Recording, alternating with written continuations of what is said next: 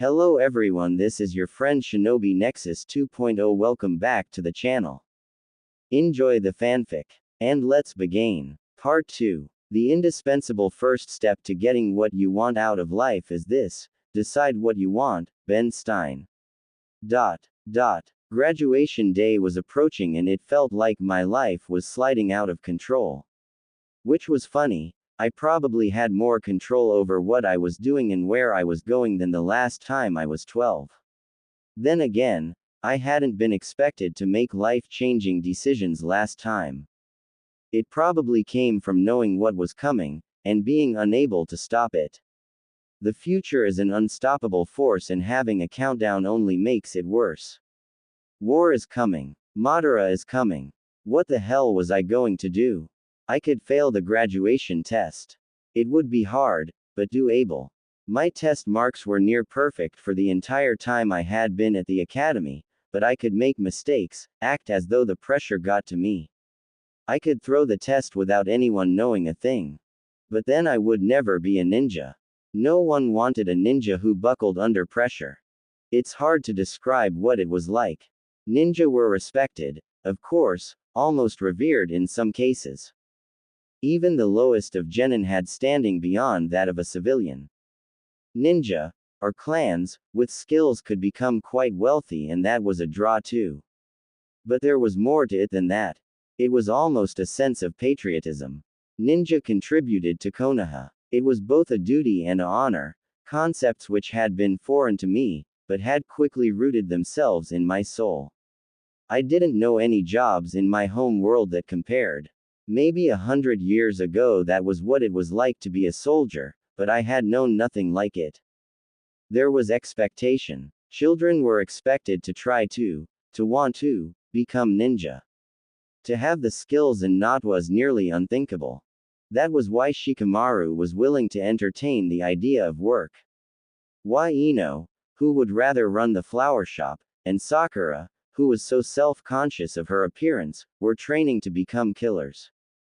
That, I reflected wryly, was social conditioning at its finest. The idea of failing the test was considered and, ultimately, rejected. Regardless of why I felt like that, I did.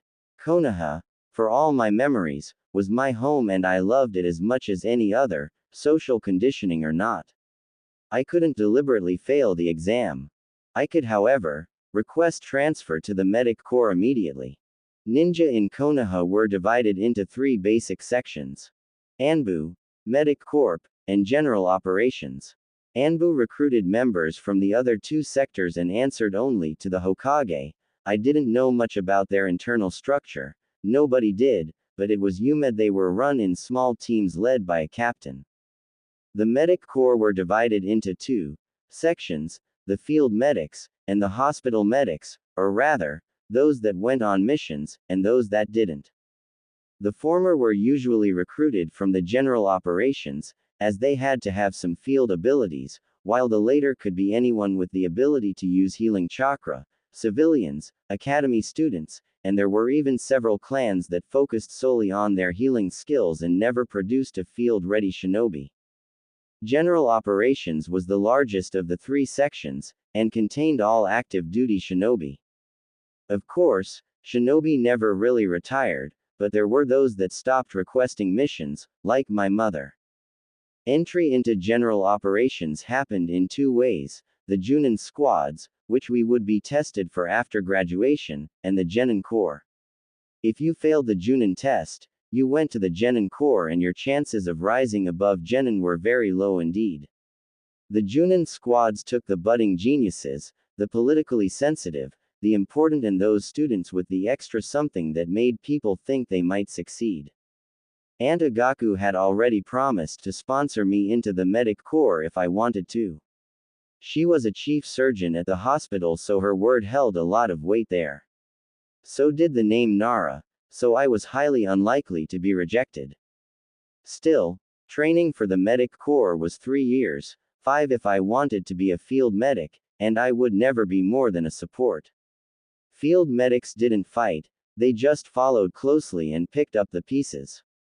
If you were really good, you might get recruited into Anbu and retrained to fight, but only if you were really good. It wasn't that I wanted to fight exactly. But I wanted to be more than a bystander. I didn't want to be helpless to help. The Genin Corps were out.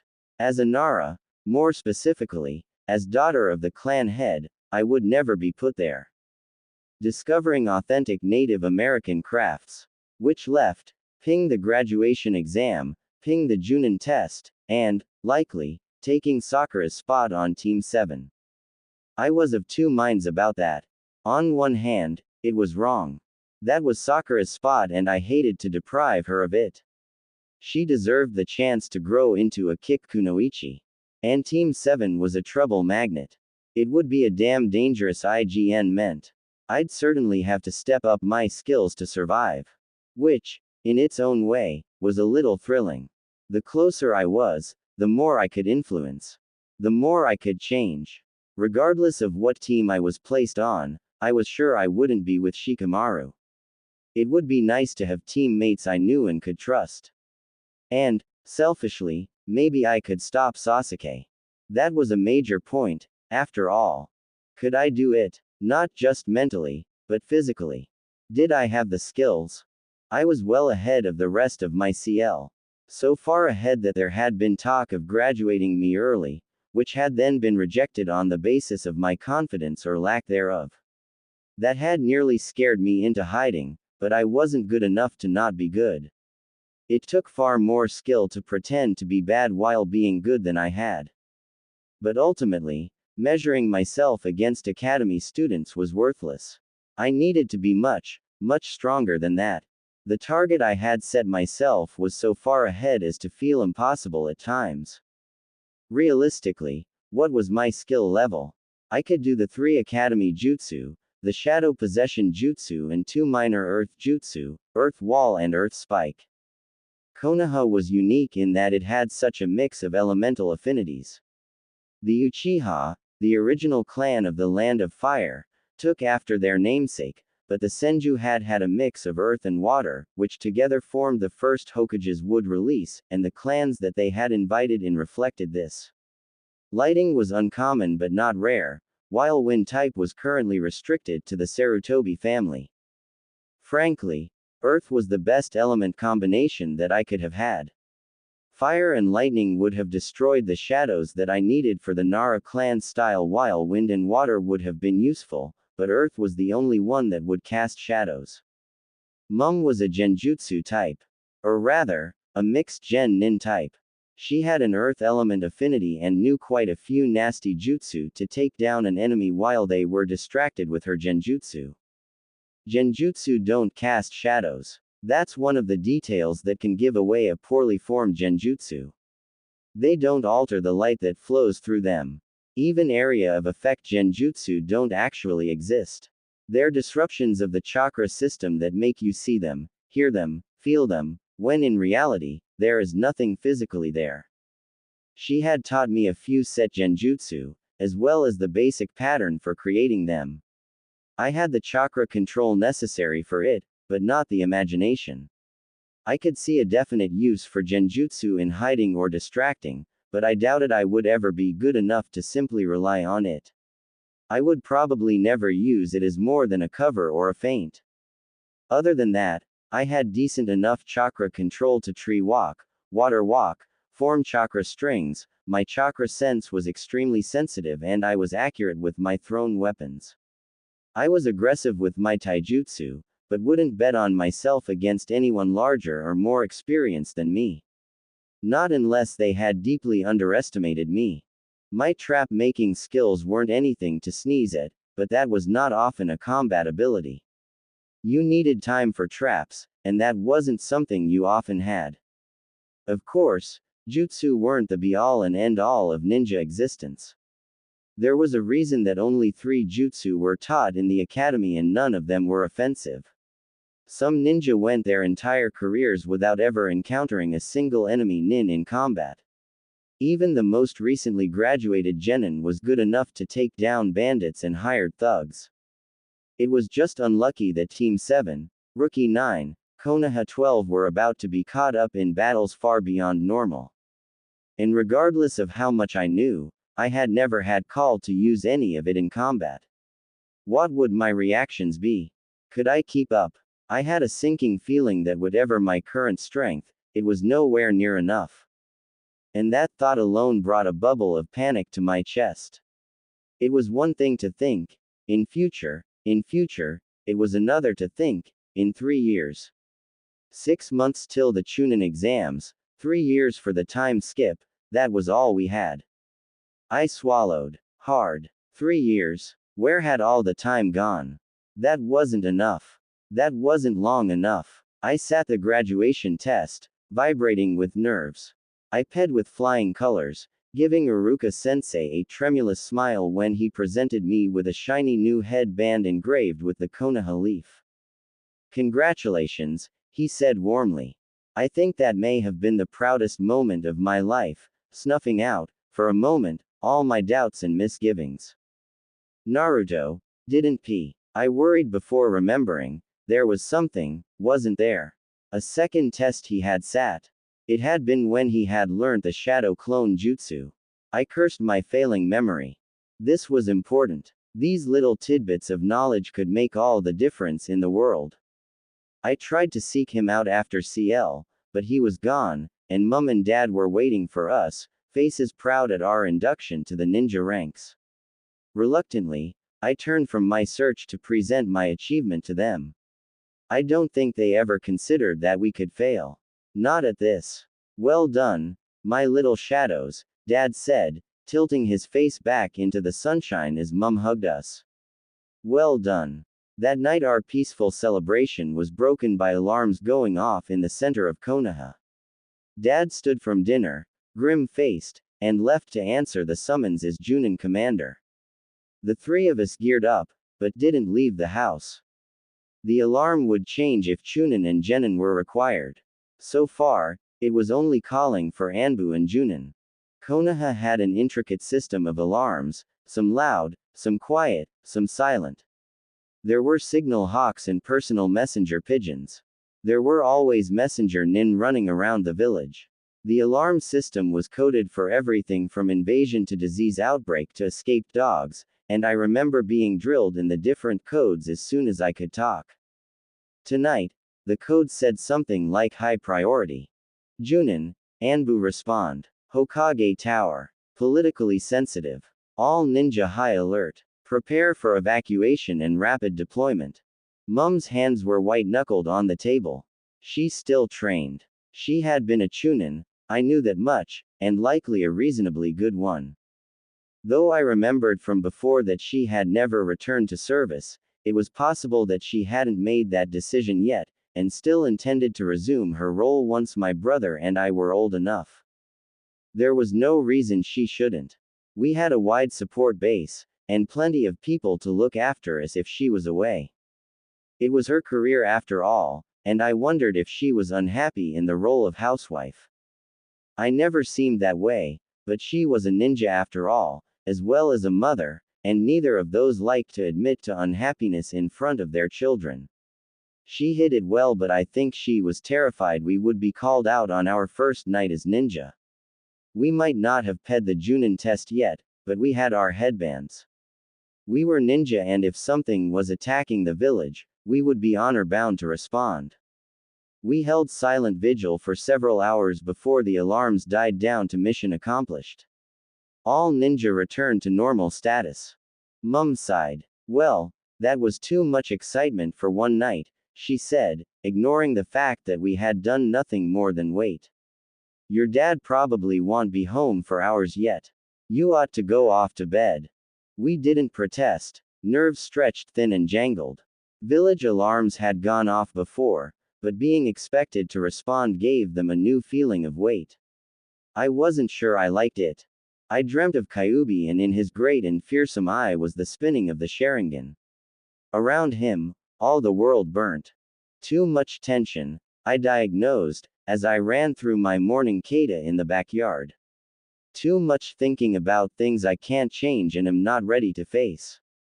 I need to break it down. Small steps, that's the key. We had a week until team placement.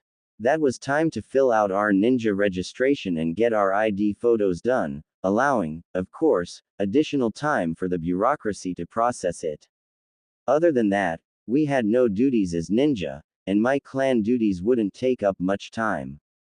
Therefore, it was past time to make a plan. I needed to get stronger. Experience would only come with time, there was nothing I could do to change that. But I could improve my knowledge. I could study the clan style, master the shadow possession, and move on to more difficult techniques. There were many of them. I could find ways to increase the effectiveness of the ones I knew. Typically, we used flares and explosive tags rigged to give only light, but there would be other ways. There were always other ways. I could practice my earth jutsu, and get Mum to teach me more. Having more options was never a bad thing, as long as I could reliably use them. Speed, being able to do a jutsu quickly, was going to be a good thing. I wanted to learn at least a basic healing jutsu. Going on missions would be dangerous and it would make mistakes a little more forgiving. I'd already decided that I didn't want to be a medic nin, but part of what we worked on in the clan wasn't just healing, it was stimulants, strength boosts. That was something that would come in handy. And if we were talking about medics and strength, I certainly wanted to try and reinvent Tsunade's strength technique. It seemed a shortcut to enhancing my own relatively weak frame. I certainly wanted to continue learning seals. So far all I could manage were exploding tags of various types and sealing scrolls. Useful, but my ultimate goal was much larger. I wanted to create a chakra storage seal to bolster my own meager capacity. I certainly wanted to figure out if the ambient chakra I could sense in the air was sage chakra or merely residual emitted chakra. If I could tap that, it would go a long way towards increasing the length of time I could hold a jutsu. I had no idea how to do that, though. I knew Naruto had become a sage through the Toad contract, but were they the only ones that knew how? Would other summons know? Or perhaps monks or priests? There was nothing in the clan library at the levels I had access to, but maybe there was more at the Genin or Chunin levels, even the restricted Junin section. In a few days I'd be able to access the former, and Chunin within a year or two. If that failed, I could always get a summon contract and ask. I wound down my kata and nodded firmly to myself. It was a plan, however shaky. Having a plan always made me feel a little better. Of course, a far more short-term plan would be to drag Shikamaru to the Hokage Tower, complete our ninja registration, and then go and see if Naruto was involved in the commotion last night like I thought he was. Shikamaru was eager to escape the house when Mum started suggesting he could spend his free time working with the deer, or as eager as Shika could be, which meant he didn't complain when I asked him to come with me. We brought Dango on the way to the tower, got our ID photos taken, and spent the morning filling out far too many sheets of paperwork. Troublesome, Shikamaru muttered as he slumped over the last, finally, completed form. I tugged it out from under his arm, checked it over, and clipped it neatly to the pile. Done, I said brightly, standing from the small desk in the registration office that was set aside for paperwork completion. All around me, new genin were busily filling out their own forms. Nara, Shikako, I said to the nin behind the registration desk, handing the forms over. 012610 and Nara, Shikamaru, 012611. He glanced at the photos, flicked through the pages and looked up at me, then towards Shika who was slouching behind me. It all looks to be in place. Thank you for filing it promptly. We left, glad to leave the stuffy room. It hadn't been difficult to fill out, just tedious. Lunch, Shika suggested, yawning. I hemmed in agreement. Then, do you want to find Naruto? I asked quietly. I really did want to check that he was okay, though it was usually him that sought us out. Shikamaru just nodded, not betraying any indication that it was unusual. I loved that about him, that he never called me out on my whims or looked at me like I was acting oddly. Naruto was more difficult to find than expected. He wasn't at his house or Ichiraku Ramen, which were the first places we checked. I frowned. Although the exact numbers are classified, Konoha has around 30,000 shinobi. The average shinobi took only around 10 missions a year. Even if some missions took weeks, that still left a large amount of downtime. Most of that was spent training. As such, Konoha had a large amount of resources dedicated to keeping ninja skills sharp. There were training fields of all types and descriptions. There were dojos. There were kunai ranges. There were obstacle courses. Then there was the library. There were study room. There were sections of scrolls on nearly every topic. There were librarians well versed in many technical arts all on staff to help ninja puzzle out the nitty-gritty of a specific technique or skill. Which meant, trying to find a shinobi in Konoha was almost akin to trying to find a needle in a haystack. I didn't have very much range on my chakra sense, enough to tell who was in attacking distance and little more. There were ways to narrow the search down. Some places were off limits to genin, some Naruto was frankly unlikely to go anyway, but that still left a huge amount of space to cover. It was well past lunchtime by the time we found him in one of the more out-of-the-way training fields. It was little more than a clearing only a short distance from the Hokage Tower, but it was seldom used. Shikamaru, what are you guys doing here? Naruto blinked curiously, bouncing to his feet. Looking for you, I answered quietly, taking him in. He looked happy and cheerful, if a bit dirty. But yes, wrapped around his forehead, where his goggles usually rested, was a slightly battered forehead protector. Shikamaru saw it too. Where did you get that? I thought you failed the graduation test, he drawled.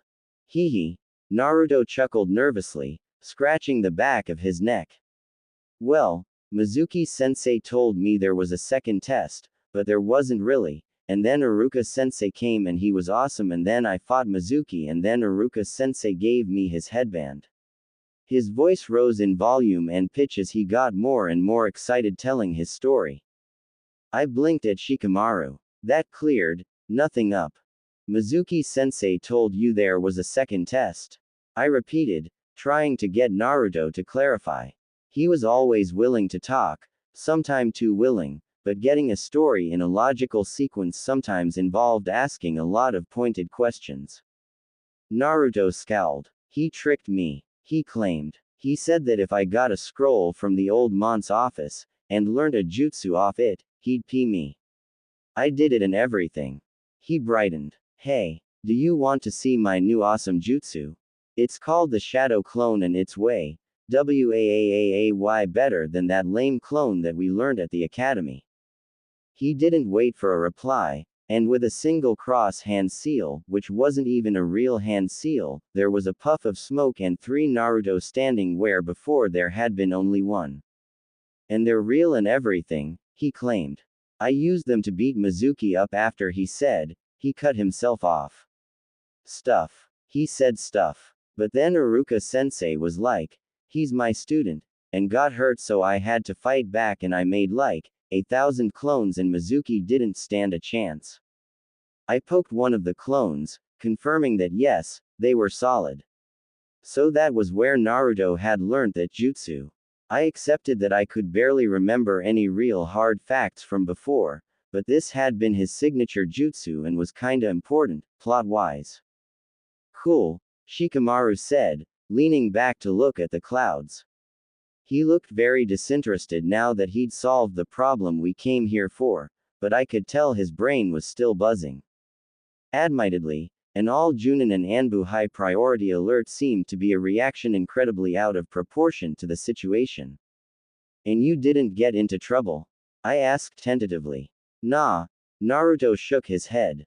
The old man said, I should be able to trust my sensei. He looked down and scuffed his feet.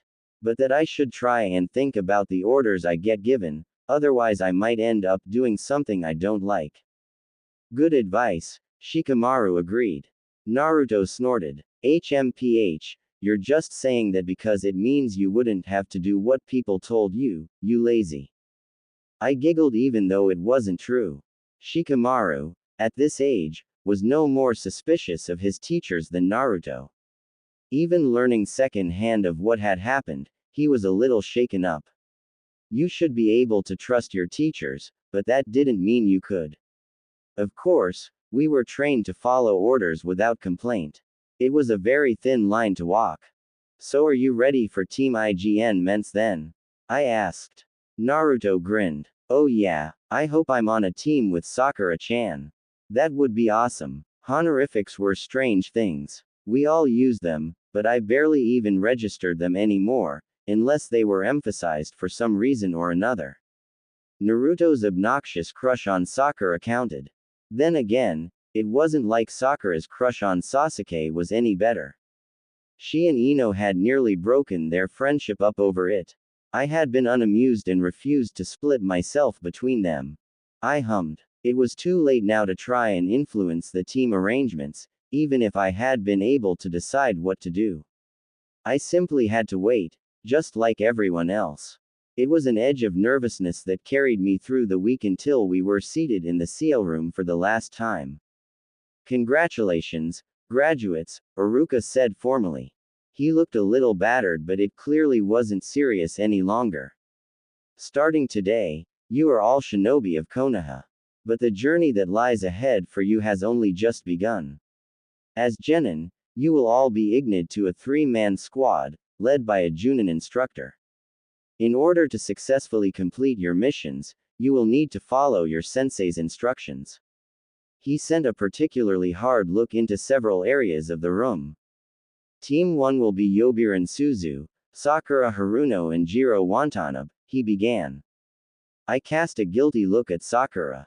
Unless they got a medic nin for a sensei, unlikely, that team was doomed to fail unless they got a miracle. It could happen. 7 is Sasuke Uchiha, Naruto Uzumaki and Shikako Nara, Iruka continued, and my attention snapped back to him.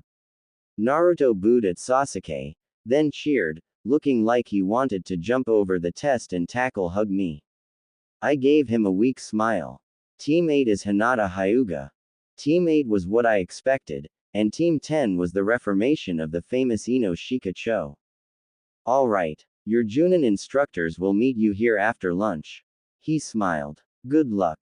Discover more. Anime and manga, martial arts films, books and literature. Coming together is a beginning. Keeping together is progress. Working together is success. Henry Ford. Iruka sensei dismissed us for what was, in all actuality, a very long lunch break, seeing as how we had only come to the academy for Team IGN Ments anyway. I think it may have been a subtle way of saying, bow to the whims of your superiors, no matter how nonsensical. He had said, get to know your teammates, but we'd all been in the same class for the past 7 years, it wasn't like we didn't know each other. Then again, given the Naruto-Sasuke combination, that didn't necessarily equate to being friends. Did you want to eat lunch together?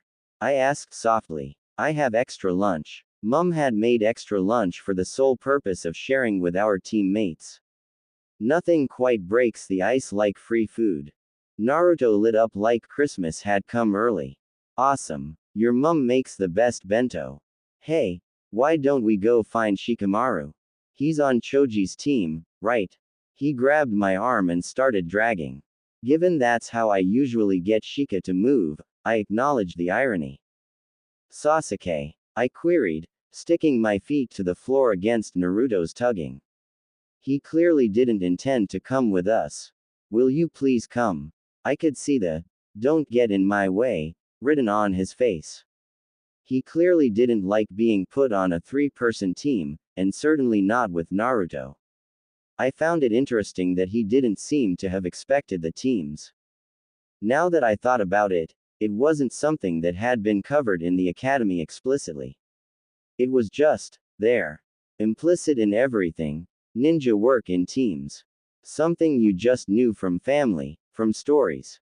It wasn't something that you got told. Martial arts films, which left a lot of people out in the cold, civilian kids, orphans, they'd have no idea of the unspoken rules. I hadn't even realized there were any. Naruto groaned. Ah, why do you want him to come for? It's bad enough he has to be on our team. Hey, do you think Iruka-sensei would let us swap him? Maybe for Sakura-chan, yeah, that'd be great. Sasuke scowled. Fine, he bit out, probably just out of spite. I felt like sighing and let Naruto drag me outside. Trying to keep the peace between these two was going to cause a headache and a half. And that isn't even mentioning trying to get them to work together. Lunch was trying. Finding Shika also meant finding Ino, who spent the entire time fussing over Sasuke, who got increasingly irritated and sniped at Naruto. Naruto shouted back. It was hardly a calming, relaxing, getting to know you. It might have been cleverer to reduce the amount of time we spent together to avoid getting on each other's nerves. Then, again, I suspected we would have plenty of time after lunch to annoy each other as well.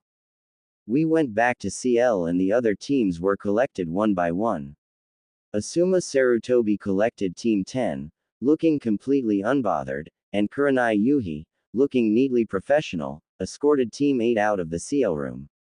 A Junin I didn't recognize took Sakura with Team 1. Then it was just us. Iruka-sensei looked flustered and checked his watch. I've got to be at the mission desk in 10 minutes. You'll be alright waiting for your Junin-sensei? He asked. We urged him we would. Or rather, Sasuke grunted. I nodded and Naruto chattered loudly about how there was nothing that he couldn't do.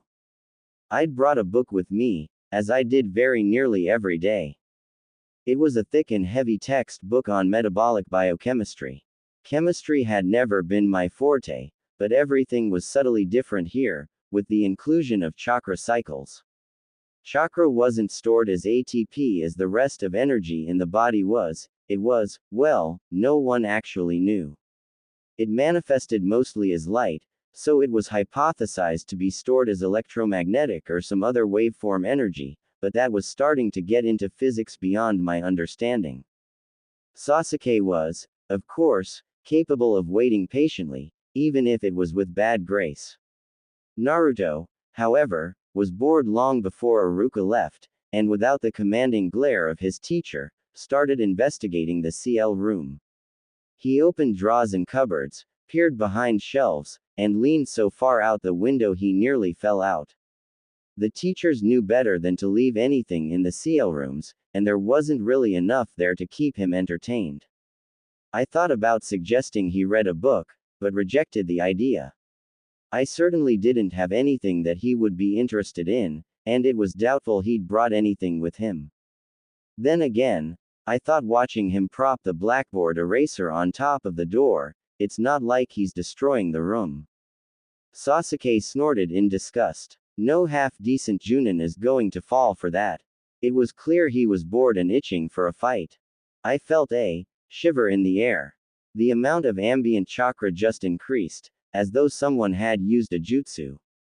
What? There was someone in the corridor. I ignored Sasuke and Naruto arguing and watched the door as it slid open, the eraser falling to land perfectly on a mop of white hair. There was an instant of silence. Wahahaha, Naruto howled. You fell for it. I can't believe it. Take that, Sasuke. I am the prank master. Kakashi looked harmless. A bit silly, a bit eccentric, like a harmless old man. I caught myself writing him off as no threat. I was impressed. I knew that he was one of the best ninja in Konoha, that he had the Sharingan and would unlock the Magankyo. I knew he had made Junin at 13, which is impressive any way you look at it. And I still nearly wrote him off as harmless. That was impressive. I didn't have much hard data on Kakashi. What I knew was mostly hazy memories from so long ago. Although I definitely had an information network in Ino, our social circles didn't overlap with Junin at all. Our teachers' social circles didn't overlap with Junin at all. The most I had was some throwaway lines from Dad, some unconfirmed rumors of varying quality, and a single bingo book page from Cloud. Bingo book pages are odd things. Originally, they started as a way to keep track of missing nin from your own village. Then they expanded to missing nin of other villages. Then shinobi of extreme skill made their way onto those pages, more as a warning than as a target. Any ninja listed in a bingo book who is still affiliated with their village has at least a rank of caution, extreme danger. The yellow flash is famous for being listed as flee on sight. Information on bingo book pages is notoriously spotty. In a way, that had been one of the trickiest things for me to learn, coming as I did from a world where information is only the touch of a button away. But information is gold here, and guarded just as well. Dad had encouraged us to read the Konoha issue bingo book, and he certainly had purloined copies from every other major nation that he hadn't forbidden us from reading. If he really didn't want us to touch them, we wouldn't have even known they were there. Kakashi sensei, I suppose, had made Genin at 5, Chunin at 6 and Junin at 13. He was the son of Tsukumo Hatake, the White Fang of Konoha, and taught by the 4th Hokage himself. He had the Sharingan Eye and was known as the Copy Nin for his prowess at using it to copy ninjutsu. He was part of Anbu for anywhere between 5 and 10 years, and captain rank for probably at least half that.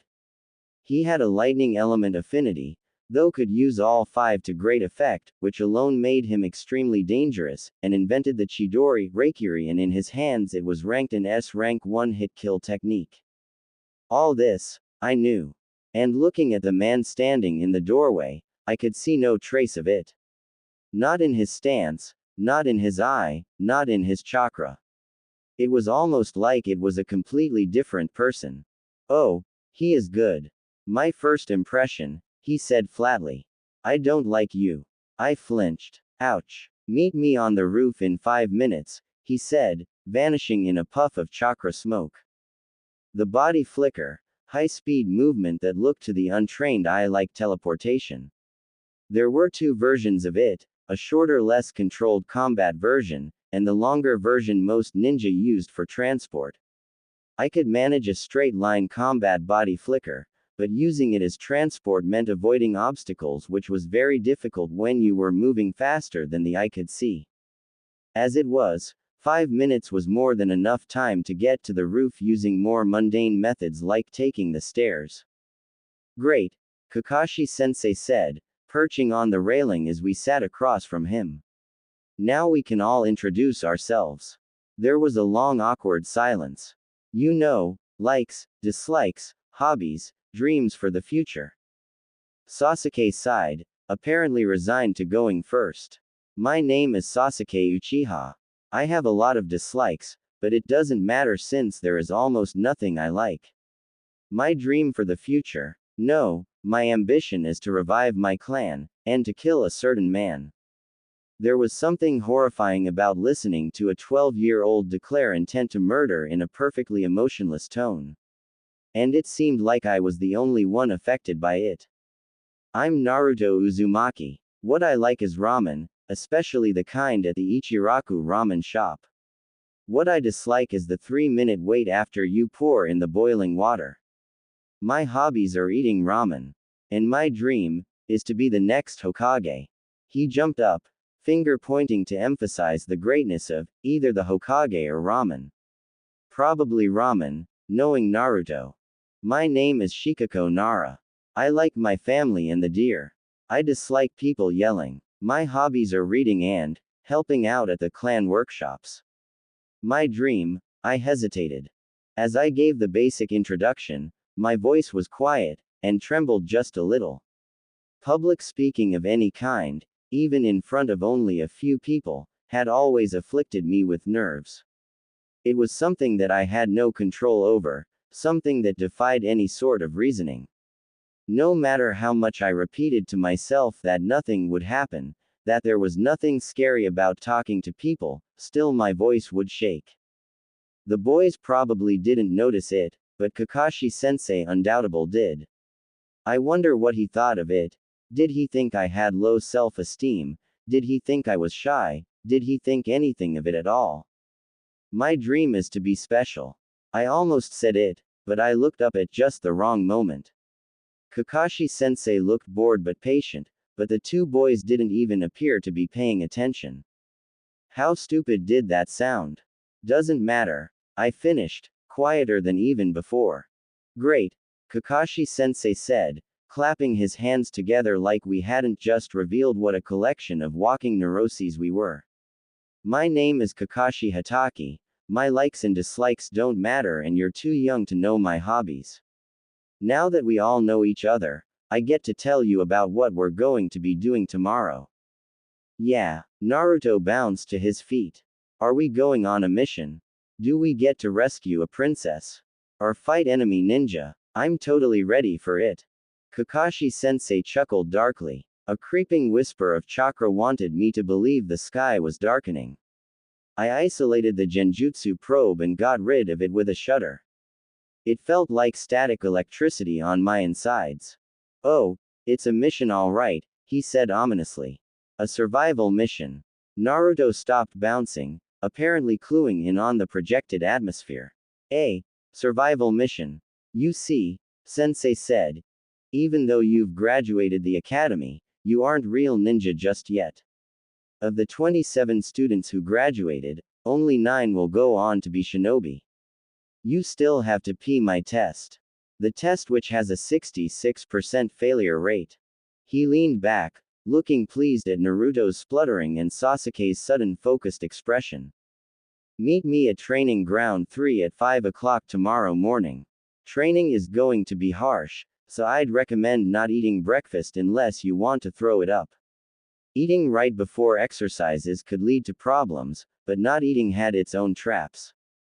Besides, it's not like ninja could just not eat on missions, which was where small, bland and regular snacks came in at least half an hour before exercise.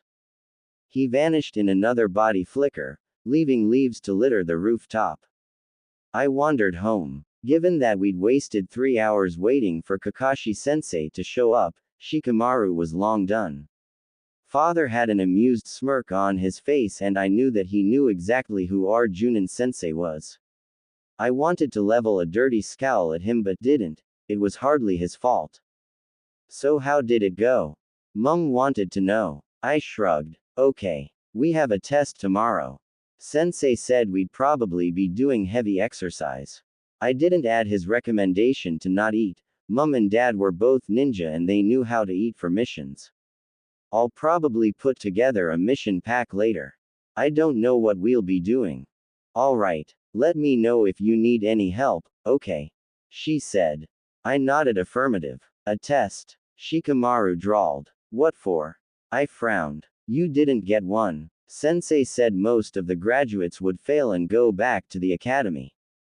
It's a Junin's choice as to whether or not to give the test, Dad explained. And as to what test to give, Asuma probably didn't think it necessary.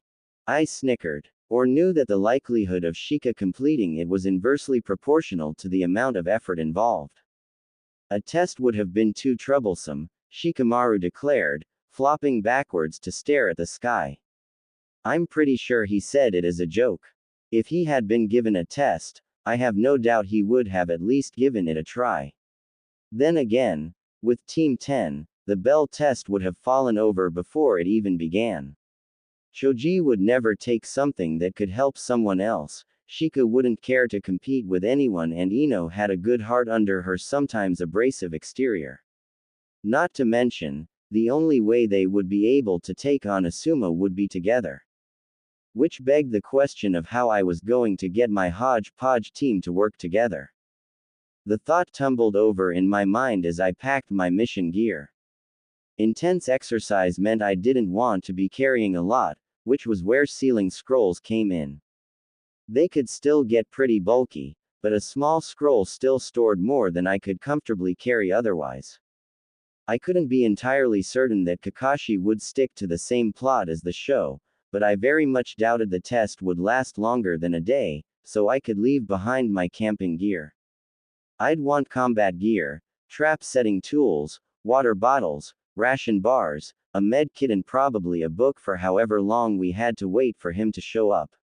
I hesitated, then doubled the number of ration bars. I wasn't sure what Sasuke and Naruto would do, but they might have taken Kakashi-sensei's words seriously. The fact that he'd given such bad advice made me frown. Can't trust your teacher. You've got to think about the orders you were given, or you might end up doing something you don't like. Apparently, some lessons need reinforcing over and over again. In the morning, I was at the training fields well before the allotted time. Given that my sensei is Kakashi, it's rather perverse I'm pedantically punctual. I arrive early. If others don't show up on time, I start to think that I'm in the wrong place. I get rather nervous and agitated. In this instance, I took a walk around the training field. There was a rather large clearing with 3 posts and the memorial stone, bordered by a river and a forest. The forest was pretty much standard Konoha fare: large, widely spaced trees, plenty of shrub-like undergrowth, and meandering paths. I made a quick check to see if there were any preset traps, either by sensei or left from other training sessions, but I found nothing. I didn't want to risk setting any of my own before I knew what was happening. By the time I'd made it back to the clearing, Naruto and Sasuke were both there and ignoring each other. I did a quick chakra sweep, but even if sensei had been there, I'm pretty sure he could have hid from me. I might have unusual chakra sensitivity, but he was a Junin for a reason. Good morning, I greeted quietly. Sasuke grunted. Naruto yawned. This was not a team of morning people. I sat and pulled out my book to start reading. "So hungry," Naruto moaned about an hour later. I peered over my book. "Didn't you have breakfast?" I asked curiously, suspecting the answer. "Are you crazy?" Naruto answered. "Kakashi-sensei said not to, or we'd throw it up." I nodded. It's true that if you eat right before exercises you might get sick or stitch. But some missions can last a few weeks, right? So ninja have to be able to eat on missions." He stared at me. "That's right. I totally didn't think of that. So how?" "Well," I said, "you should always leave at least half an hour or longer between eating and heavy exercise. And you should eat things that are high in carbohydrates but low in proteins and fats because they take longer to digest. Things like fruits or cereals." Fitness. I noticed Sasuke was also listening. That was good. I didn't like the idea that my teammates didn't know something like this. I pulled my ceiling scroll out and unraveled it, locating the symbol that I had stored the ration bars in. With a quick application of chakra, it released a small pile of bars. It was a good thing I had the foresight to bring extra. They were pretty much standard ration bars that any ninja family brought in bulk. "Here," I said quietly, dividing out a few bars for each of them. "It's only for today though," I cautioned Naruto. "Next time you'll have to bring your own." Sasuke looked like he wanted to refuse them, maybe out of pride, maybe for some other reason. I pushed them in his direction and resealed the rest of them before going back to my book. Common sense and a hungry stomach won out over pride and stubbornness, and after a second, he came closer and picked them up. It was a very quiet morning as we waited for sensei to show up. That suited me just fine. "Good morning," a cheery voice called several hours later. Naruto leapt to his feet. "You're late," he hollered. I flinched away from the explosion of noise. Naruto certainly had a good pair of lungs. I took that as my cue to seal my book away. It was from the clan library and I didn't really want it getting damaged. Well, a black cat crossed my path, so I had to take the long way. He actually used excuses like that. I almost couldn't believe it. If he used excuses like that on everyone else. I frowned. If he did, then what? When you were an elite Junin you could get away with a hell of a lot, being late included. It wasn't like there was anyone that could call him on it except maybe the Junin commander and the Hokage, and even then they'd probably hold off until it was an important issue. I shook the thought off. It was irrelevant. "Well, then, let's get started." He dropped an old-fashioned alarm clock on a tree stump and set it. "Here we go. It's set for noon. Your IGN meant is very simple. You just have to take these bells from me. That's all there is to it. If you can't get a bell, you go without lunch. You'll get tied to those posts and watch while I eat my lunch in front of you." So that's why you told us not to eat breakfast. Naruto shouted, pointing at him. I wondered if he'd made the same connection I had last night to the Mizuki situation. With Naruto, it was a toss-up. There are only two bells. Sasuke was the one to point out the obvious flaw in this arrangement. Kakashi-sensei smiled. That way, one of you will ultimately end up tied to the post and disqualified for failing to complete the mission. That one goes back to the academy. He jingled the bells and added thoughtfully. Then again, all three of you could flunk out too. You can use any weapons you have. If you aren't prepared to kill me, you won't be able to take the bells. Kakashi was more than good enough to defeat us. We'd have to get insanely lucky to even get close to landing a killing blow. That wasn't the point. It was about intention. If your intention was weak, your blows were weak. You would question your purpose. Your actions would falter. You would fail. And if you failed, there was no point. Do or do not, there is no try. I swallowed, and then declared, troublesome. When we get the bells, you too can have them. Of course, it was more an if than a when, but it was the statement that counted. I could have sworn I saw Kakashi-sensei's eye twitch. I didn't want to have to come up against my teammates, and if I could preempt the competition and get us working together. So, sensei, I continued, trying to keep my voice steady. Can we have the bells? It was implied we'd have to fight for them, but there are always other options. I'd rather settle things peacefully. He stared. No. I shrugged a little shakily. Worth a try. What would it take for you to give up the bells?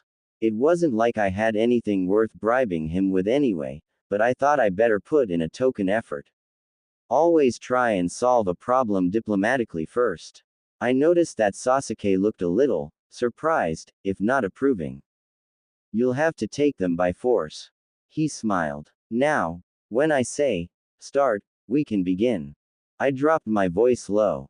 Of course Kakashi could probably still hear me, he wasn't that far away, but that wasn't the point. Naruto, make 30 clones and try and keep Sensei in the clearing. Sasuke, you're best at close combat, so I want you to wait for Naruto to make an opening. It wasn't much of a plan.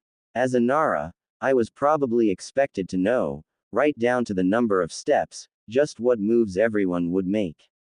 I didn't. That's me, the Nara without a plan. For a second, I thought they wouldn't listen, then both boys nodded.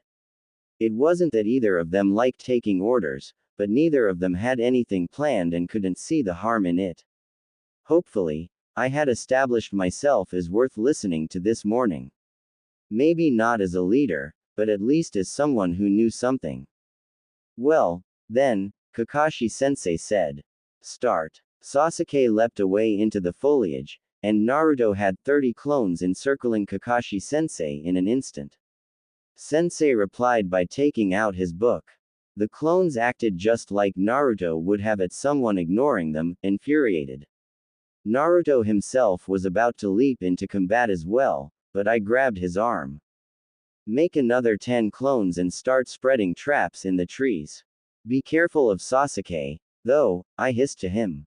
He nodded, a little disappointed to not be fighting, but he liked setting traps.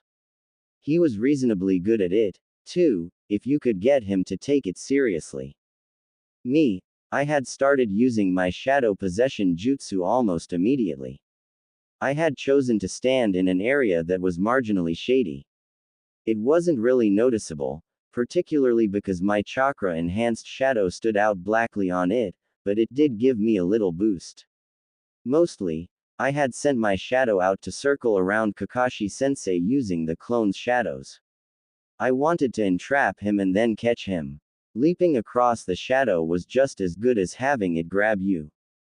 Of course, Kakashi-sensei probably knows more about the shadow possession jutsu than I do. He's just that kind of person.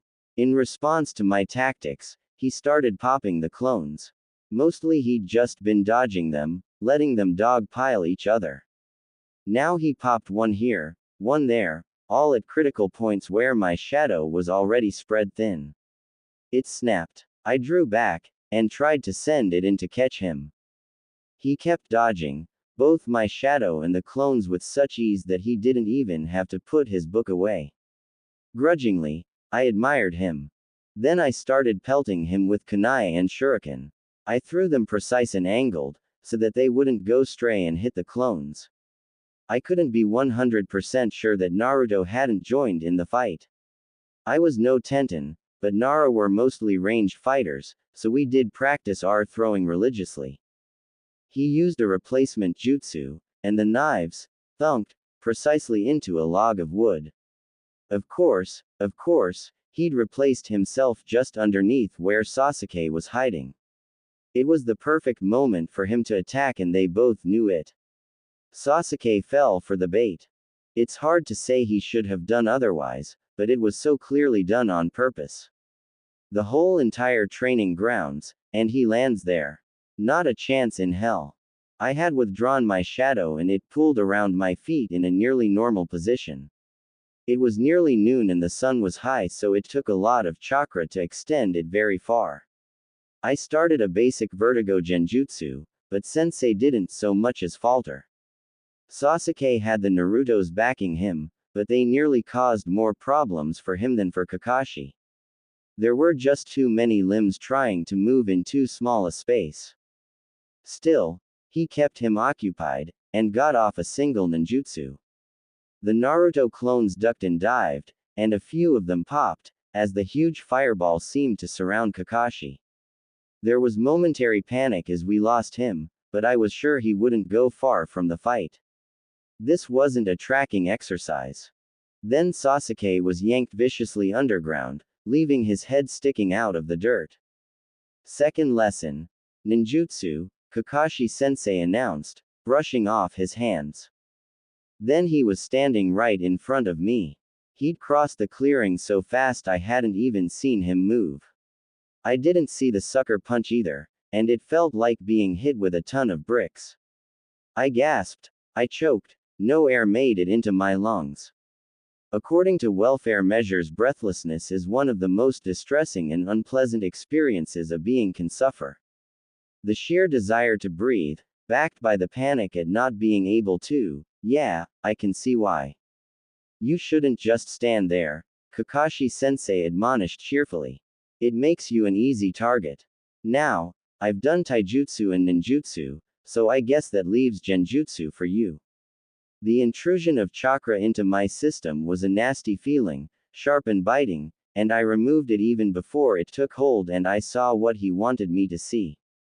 It was strong, and took a lot of concentration to get rid of, but I had the advantage of being able to differentiate between my chakra and his. If I had been able to reply, I would have said, Shadow Possession Jutsu complete. He was standing in my patch of shade. That was all I needed. Of course, there are ways out of the shadow possession. You can't move, but you can still use chakra. A sealess replacement was well within his capabilities. And Kakashi-sensei was so much stronger than me that he could have simply used the brute force method to get out. Still, he did neither, and I awkwardly made him throw the bells back over his shoulder. A Naruto grabbed them immediately. Several more were still trying to dig Sasuke out of the ground. Given that I'd practically ruined his test, removing my ability to talk and then letting the boys decide what to do with the bells was probably his next move in testing their commitment to teamwork. I had to admire, grudgingly and with pain, the kind of precision it took to hit someone hard enough to wind them, yet not do any actual damage. A blow like that could have ruptured my spleen, snapped all my ribs or done some serious internal damage, but all I'd get from it was a bruise. I collapsed to my knees, the jutsu ending. The panic was the worst bit, the feeling of not being able to breathe. I knew, intellectually, that I was just winded, and it would get better soon. Heck, I've even been winded before. But the panic was still there. It isn't a nice feeling. Shikako. A Naruto came speeding out of the forest. I'm pretty sure this was the real one. It wasn't a big thing in this circumstance, but a wounded teammate on a battlefield could make damn good bait for a trap. Ah, you killed her. She's dying. Idiot, Sasuke scoffed, now free from his hole. She's just winded. She isn't dying. He took a firm hold of my arm and hoisted me to my feet. Hunching over like that isn't going to help. Kakashi smiled, eye curving happily. Now you've got the bells, Naruto, so who's going back to the academy? Naruto stared down at the bells in his hands, then up at me.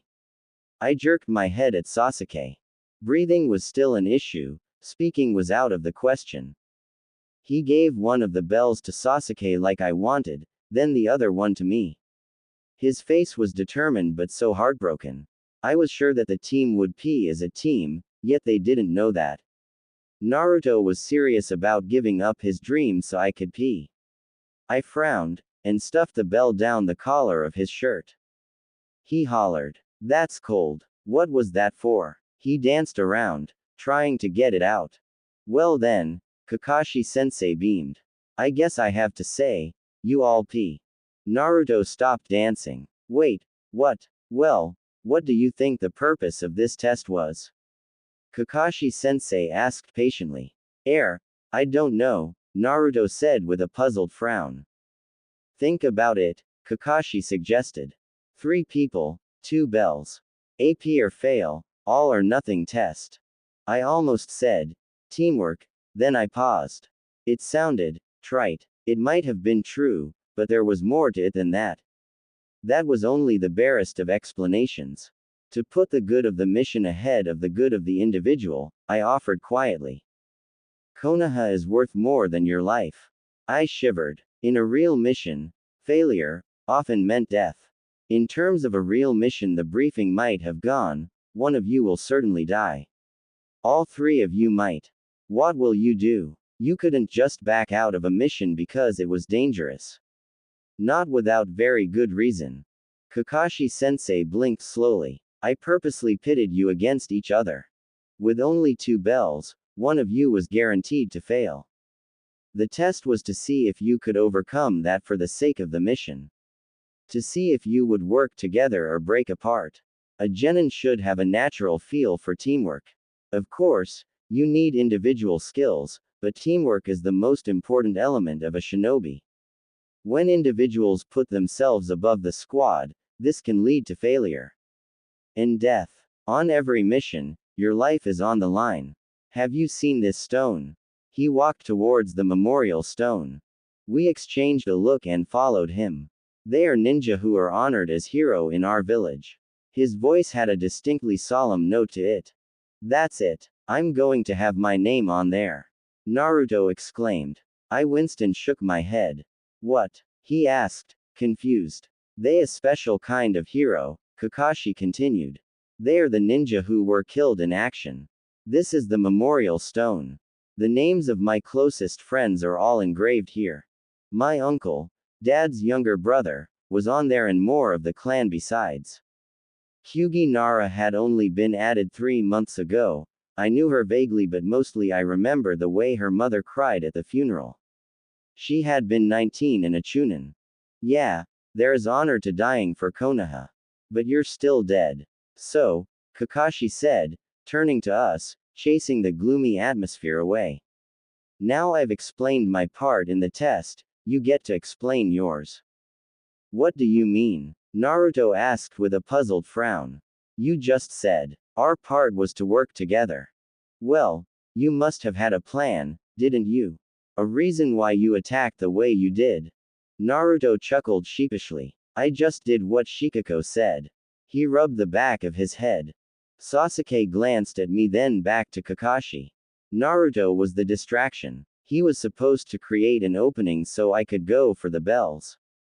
Kakashi nodded. Rudimentary, but effective. He turned to me. Now why don't you explain to your teammates the way you decided who would do what?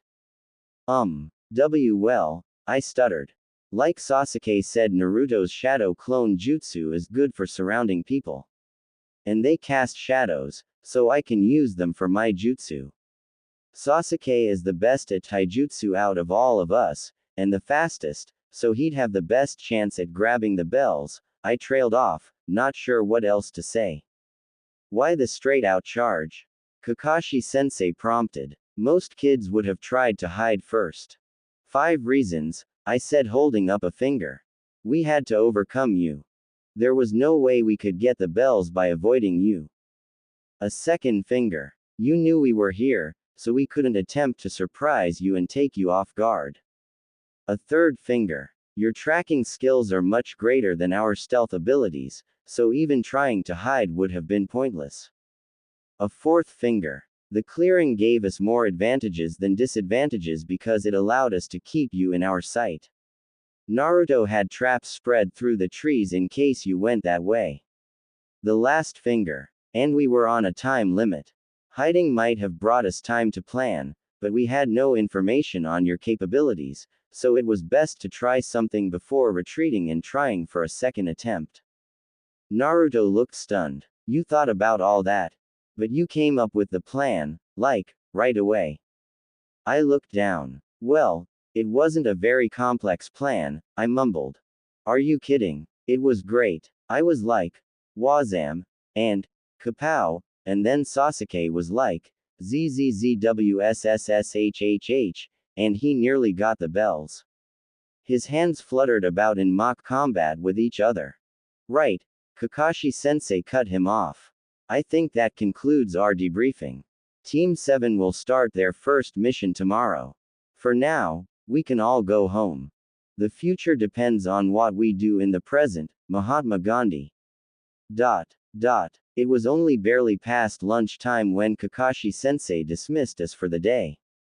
Since he'd been hours late in showing up, and I didn't think that would change, I foresaw being on this team as having a lot of self-directed training time.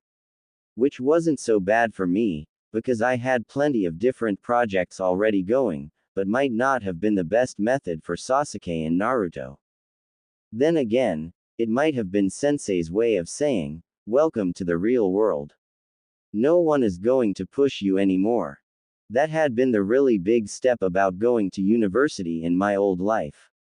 It was kinda different here, and the academy had been much less teacher-driven than any primary school I'd been to back in that other life, but there was still a relevant point about taking charge of your own life. I don't know if 12 was really old enough to see that, but since they were expecting us to be child soldiers and make life or death decisions, it was probably necessary. I remember being 12, that first time. 12-year-olds think they can do anything. The 12-year-olds around me think that they'll be fine. It's only me that has doubts. Now that's irony. I went to look for Ino first. Shikamaru had mumbled something about morning training last night, so they were probably finished before we were. Team 10 hadn't been given a Junin test, so there was no reason for Ino to expect that the rest of us would have, unless her father had said anything. When I found her, she was in the Yamanaka flower shop. The Yamanaka flower shop is pretty well known in Konoha. Not only do they sell flowers, they have a sideline in distilling poisons and have a specialized greenhouse for growing medicinal plants that they sell to us, the Akamichi, in the hospital. A lot of the medicinal herbs they grow don't do so well in the temperate climate of Konoha, and need a lot of looking after. It seems kind of an odd career set for a clan of mind jutsu specialists, but there are rumors that the Yamanaka have a truth serum so powerful that 3 drops can have you spilling all your innermost secrets. Ino wasn't working, or I'd have been more hesitant to disturb her. She was just puttering around watering pots and arranging bouquets. The 3 of us had spent a fair amount of time in this shop over the years, and her father had never seemed to mind. He was a very calm man. I hesitate to call him laid back, since that means something extreme coming from a Nara, but he was very centered, like he had long ago decided what was important to him and wasn't going to get worked up about anything less. Good afternoon, Yamanaka-san, I said politely as I entered the shop. He barely had time to acknowledge me before Ino pounced. Shikako. Is it true? Shikamaru said that your sensei was testing you. Asuma sensei didn't do that to us, but then again, we are the Ino Shikacho. So, tell me, what was it like? Did you pee? Ino was smarter than people gave her credit for. A large part of that was her unfortunate fangirl tendencies, but she came from a ninja clan. More than that, she came from a ninja clan that specialized in reading people. You don't put together a team like Team 10 to fail them. Of all the teams this year, theirs is probably the most stable. Individually they're stable with no major quirks, their techniques work together well, and all three of them are born and bred for teamwork. Ah, I said, bobbing a nod. We ped, she squealed, clapping her hands together. I'm so glad. What was it like? What did you do? I gave a quick rundown of the test and how we had acted. Predictably, Ino was far more interested in what Sasuke had done than in how Naruto had acted, though I swear I saw Inoichi raise a brow in surprise. Sasuke-kun helped you. That's so romantic. She practically had stars in her eyes. You're so lucky to be on a team with him. All I have are Shikamaru and Choji. One's lazy and the other eats all the time. I rolled my eyes. They'll watch your back, I said instead of protesting. I knew she wasn't that annoyed at their personal habits. It was all surface. Beneath that, they were close friends. Of course, it wasn't like I could protest those surface habits anyway. Shikamaru was lazy and he was smart enough to get away with being lazy. No matter how much I made him train with me, it would take something serious to shake him out of that. I just hoped it wasn't too serious. I know, Ino said, shaking the platitude off. It's just, Shikamaru and Choji, you know. Even our sensei is, she flopped her hand backwards and forwards, not verbalizing just what exactly their sensei was. I still got the picture. Team 10 was hardly exciting. Ino had graduated the academy, ready and eager for the new, bright and shining ninja world, only to be grouped with her childhood friends and a soft-spoken chain-smoking sensei. Comparatively, Team 7 was positively exotic. It might not have been a good thing, but I doubted it was going to be boring. Well, besides having to wait for sensei to show up in the morning. So, tell me, what's your sensei like? We didn't see him before we left with Asuma sensei. He was late, I said dryly. Across the shop, Inoichi's shoulders twitched with a stifled laugh. It looks like he knew exactly who my sensei was too. I wondered if Genin IGN ments were juicy gossip, or if he'd only paid attention because Ino was graduating this year. Shikako, Ino whined. Stop ogling my dad and talk to me. I blinked, opened my mouth. No words came out. I worked my jaw. Ino. There it was. A little squeaky, but my voice was working again. Inoichi was definitely laughing now. At least someone was having fun. I spluttered, words having deserted me. The familiar burn of social emberment was starting in my chest. Her face was so innocent it should have belonged to a kitten. Joking, I'm only joking, she giggled out after a moment. But your face. I scowled at her, not very amused by the teasing. Embering me in front of her dad wasn't funny. You just had that look on your face. You know, someone has done something interesting and I must find out why. That's a look? I asked, bemused. I wasn't aware I had been so obvious, or that it happened often enough that she had categorized it. Right up there with, this book is interesting, and, I just had an idea about how to make things explode, Ino confirmed. Books and literature. I don't explode things, I protested. Often. Somehow the clarification took most of the force out of the argument. Exploding tags. That's all I'm going to say, Ino said. And okay, it had taken me a little while to work out how to make my own exploding tags. And yes, there had been a few times when it had not quite worked properly. And yes, I had made a few adjustments afterwards. But hey, I had tags with a variety of strengths, timers and radius, as well as fire-based explosions, concussive blasts, light and sound tags and shock tags. Making tags was easy, once you knew how. The real trick of combat seal masters was applying seals without the fuss of paper and ink. They said that the fourth could lay a seal any place he touched. Meaning, if he got his hands on you, even the barest of touches, you were dead. I had no idea how to do it. None of the books and scrolls one had even mentioned it. I coughed. Anyway, have you heard from Sakura? No, not yet. Do you think she'll be done by now? Ino frowned, a hint of worry on her face. I think she also knew that Sakura was the least likely of all of us to pee. Probably. I shrugged. Do you want to go find her? The Harunos didn't live far from the Yamanakas, which was part of the reason that Ino and Sakura had always raced each other to school in the morning. Sakura's parents were both civilians and she had always been really proud of the fact that she was the first kunoichi of her family. She wore the empty circle on her clothes in the place we wore our clan symbols because of it. It was a statement of intent. She was going to have a clan, all she needed was the skill to fill in the mon. Ino knocked on the door. Mrs. Haruno answered it with a wan smile. Hello, girls. Sakura isn't really in the mood for visitors right now. The horrid guilt settled in my gut. She didn't pee. It was the most logical option, and to a degree, I had been expecting it. That didn't make it any better.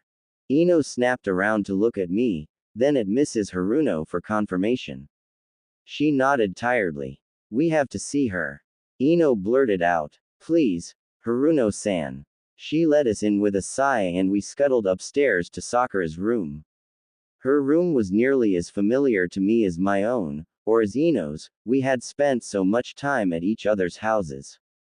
Sakura, Ino called, knocking gently on the door before opening it. Go away, Sakura muttered, turning her face away from us. She had blotchy tear marks all down her face. We exchanged looks. How did you comfort someone like this? I climbed on the bed beside her and wrapped her in a hug.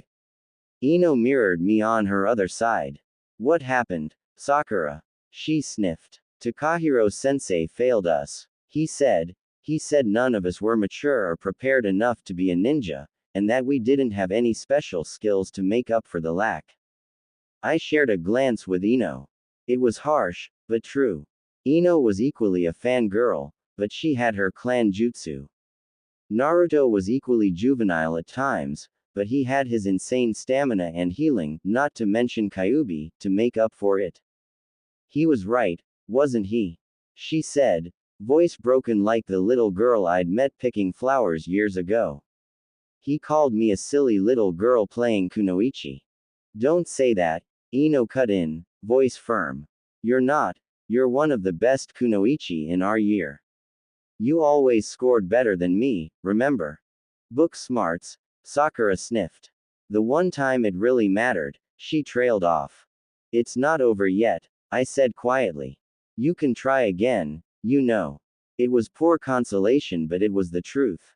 Very few students opted to, but it was an option. I guess, Sakura said. Even if she did pee next year, she would still be a year behind us. When you were 12, a year was a long time. You know, I offered gently, you've got good chakra control. You could make a good medic nin. Really? Sakura sniffled. I nodded. The program at the hospital does take academy graduates. It's a lot of training, and you'll probably have to do hospital work before you're qualified for field work, but medic nins are in high demand. How do you know that? Ino asked in surprise. I shrugged. I kinda thought about being a medic nin for a while. Since we do a lot of medicine, quite a few Nara work at the hospital. My aunt offered to sponsor me through the program. I think, if we can show her that you'll be a good medic, she'll sponsor you too. If you want, that is. I don't know, Sakura said, twisting her fingers in the hem of her dress. You don't have to decide now. I mean, you've got other options, like trying again next year, or the Genin Corps. You should think about it. Talk to Iruka-sensei or something. Most of the year's failures ended up in the Genin Corps. I mean, RCL didn't have a single repeating student. Sakura nodded. Yeah, she wavered. I'll think about it. That was all she said, but that was all there really was to say. Her parents had never really wanted her to be a ninja, but that was more because they just didn't understand than anything else. They'd never really wanted her to fail. I was pretty sure they'd support her if she wanted to become a med nin, a doctor, much more than if she wanted to go back to the academy. That depended on Sakura wanting to be a medic though. She would be good at it, but that didn't necessarily she wanted to. We changed the topic and hung around for a few hours. Sakura was in an undeniably better mood when we left, but Ino was frowning slightly. The group dynamic had just changed on her, and she hadn't seen it coming. No matter what Sakura chose, the three of us were no longer the same. I'd better go, I said awkwardly as we paused at the crossroads that would take me back to the clan farm.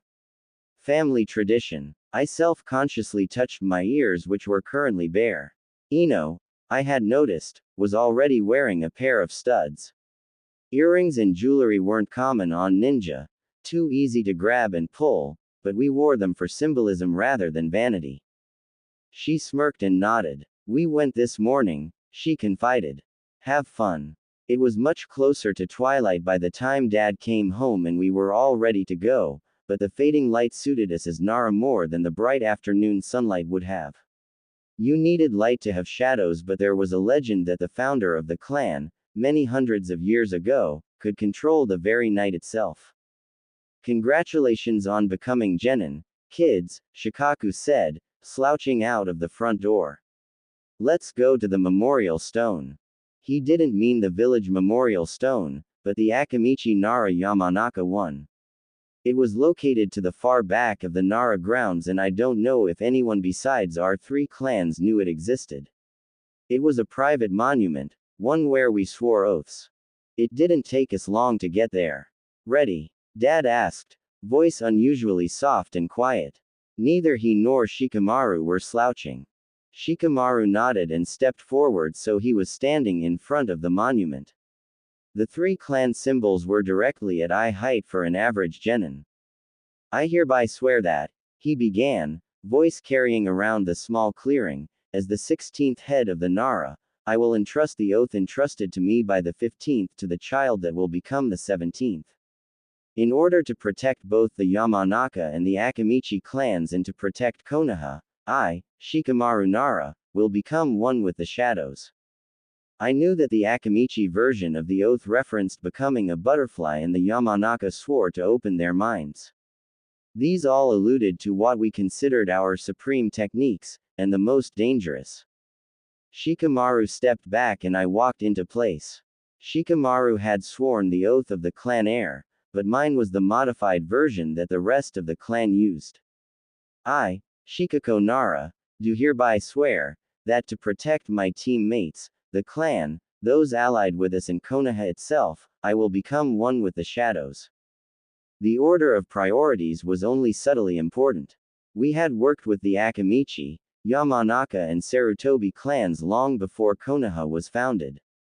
The fact that the clan head at the time had modified the oath to include it actually showed just how much the clan believed in the ideals of a peaceful Konoha.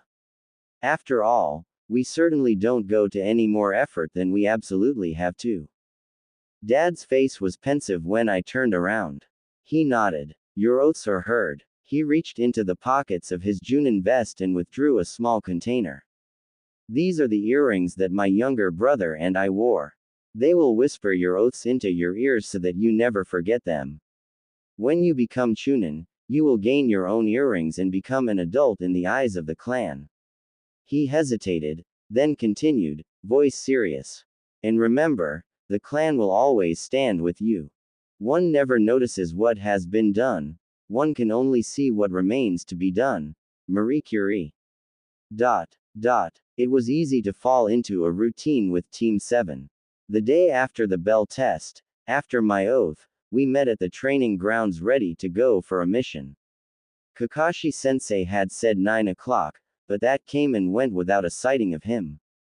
I felt strangely pensive. I had known the oath before, but saying it, having it witnessed by the clan head, was strangely final.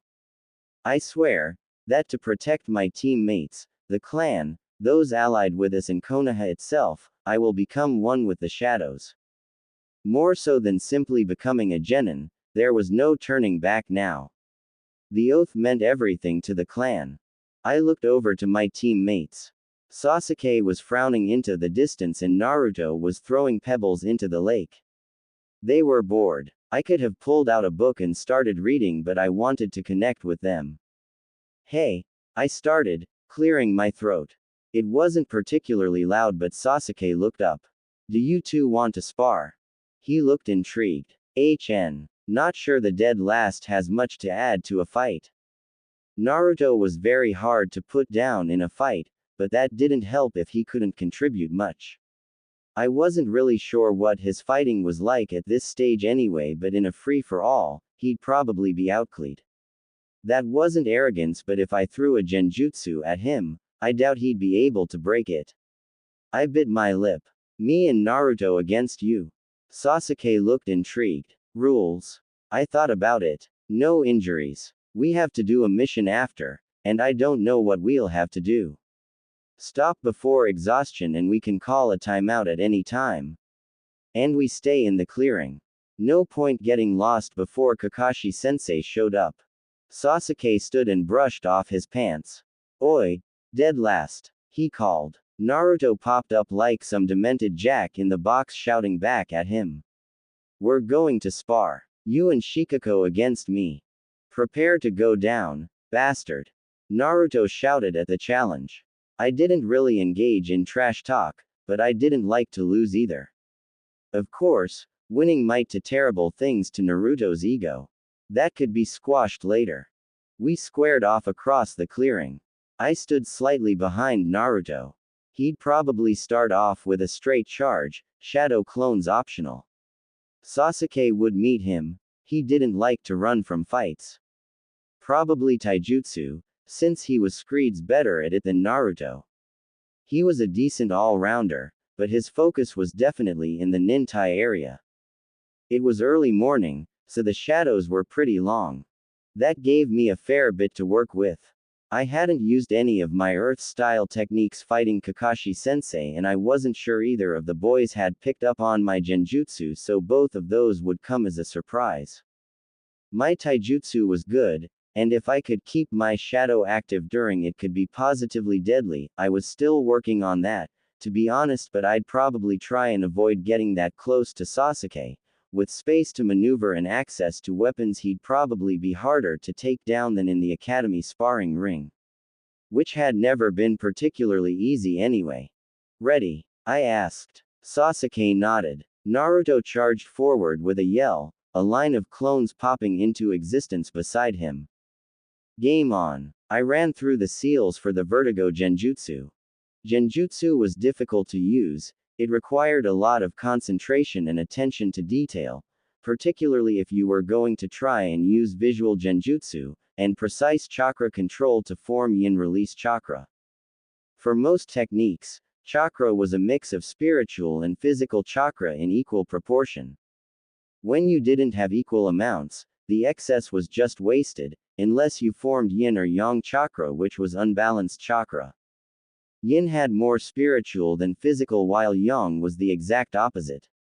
It takes a lot of control to hold unbalanced chakra, and even more to use both concurrently in the yin-yang release while preventing them from mixing back to normal balanced chakra. I couldn't do that yet, but I could form them separately. Yin release chakra is characterized as slow, soft, yielding, diffuse and and, strangely, feminine, which is why there are more female medics and genjutsu users than male, and is the basis for both genjutsu and most medical ninjutsu techniques. The vertigo genjutsu was one of my favorites, really. It was simple and effective. It targeted the semicircular canals in the inner ear and disrupted the fluid inside them, causing the nerve endings to send contradictory signals to the brain about how the body was moving. The end result was dizziness and, if left long enough, nausea and vomiting. The amount of chakra taken to stir the fluid was minuscule, and all the symptoms were actual signals by the body, making it difficult to cancel. Since it affected only a very, very small area, if you could isolate your genjutsu probe from the host chakra system, you might even be able to make it impossible to cancel. That was basically the holy grail of genjutsu use. I was nowhere near that stage yet, but that didn't mean it wasn't useful. It was, as any Nara knew, all about timing. Yin release. Vestibular disruption. I chanted just as Naruto reached Sasuke to attack. Sasuke stumbled, trying desperately to block a multitude of attacks and release the genjutsu at the same time. I launched my shadow forward, bouncing from clone to tree to clone in an attempt to bind him. Naruto had got in a few good attacks, and knowing he was overwhelmed, Sasuke retreated, using a replacement to cross the clearing. The break gave him enough time to muster his chakra for a Kai, even as I pelted his new location with kunai and shuriken. He was running now, and I intended to keep him that way. I preferred my fights to be quick, with a sudden explosion of overwhelming force. Sasuke knocked away the kunai and homed in on me. I was, in his eyes, the true threat right now. I abandoned the part of my shadow that was sneaking through the trees, and focused on what was pooling around my feet. We didn't use up our shadows during the jutsu, just stretched them, and it was more than possible to hold multiple opponents with it. He was fast, dodging the lancing attacks of my shadow even as his hands worked through hand signs I had seen once before. Shit. I quickly ran through my own set of hand signs, grateful that this technique only had 4. Fire release.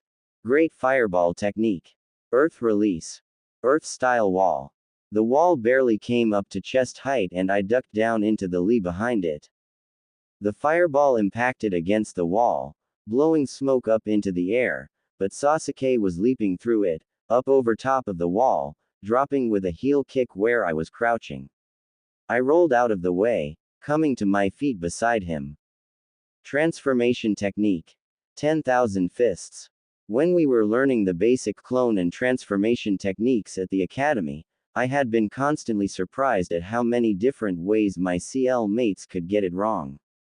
I'd managed both of them the first time and had been a little scornful, maybe, of how slow everyone else was.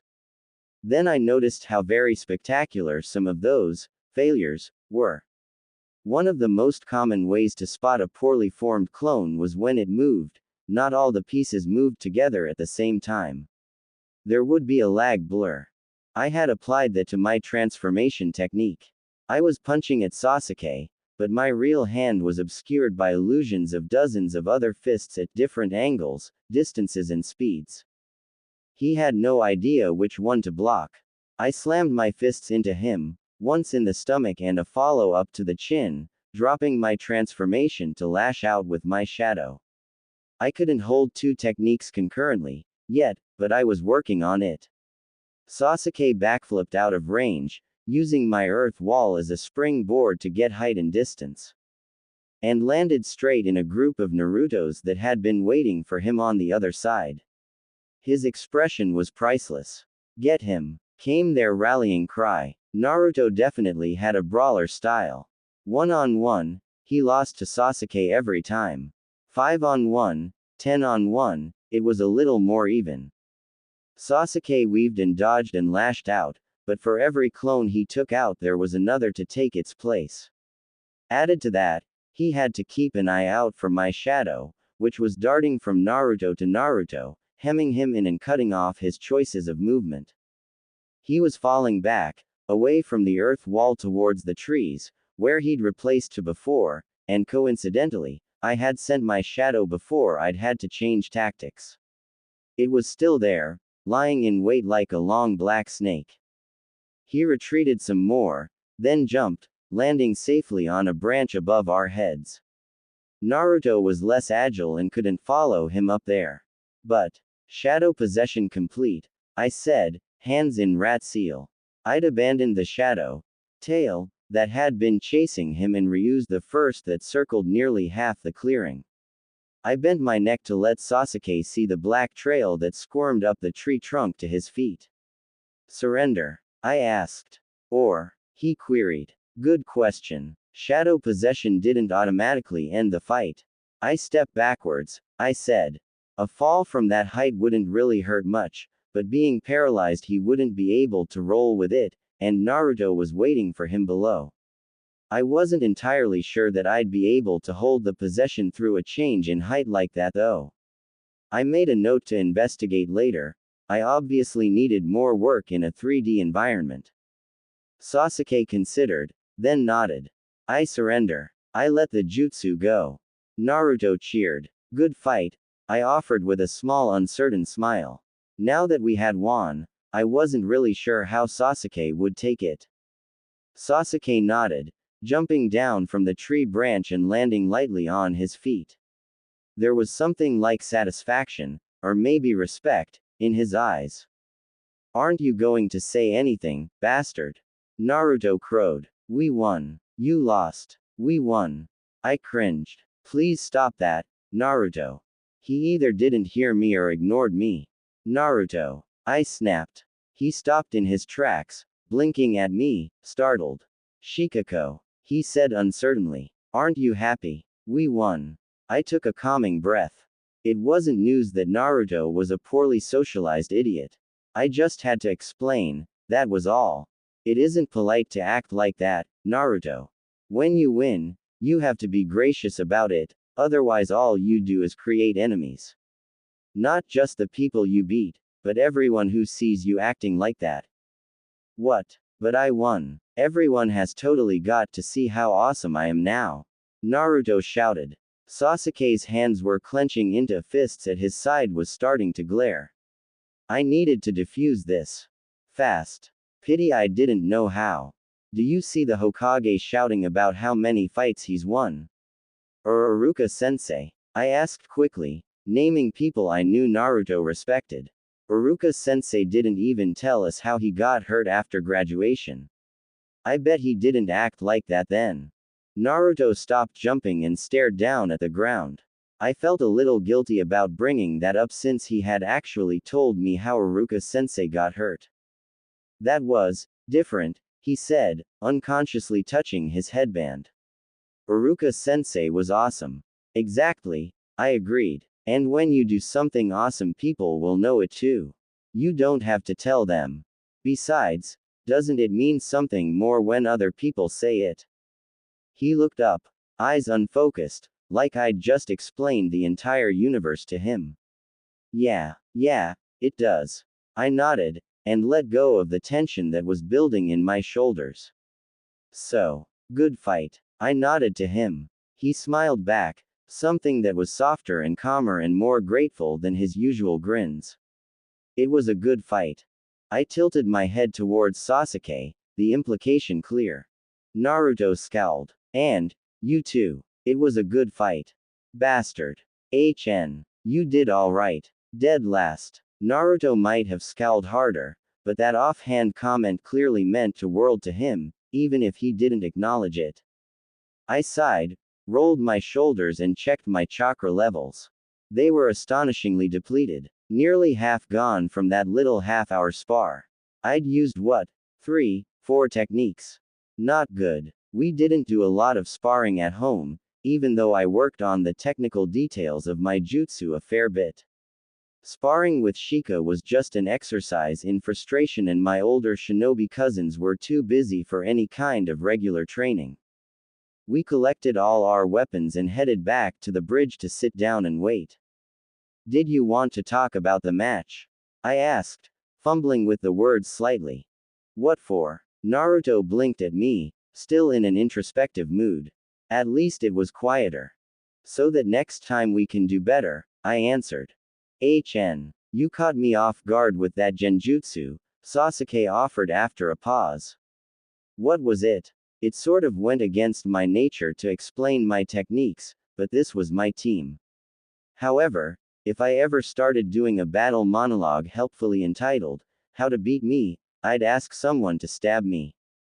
Yin release. Vestibular disruption induces vertigo, I explained.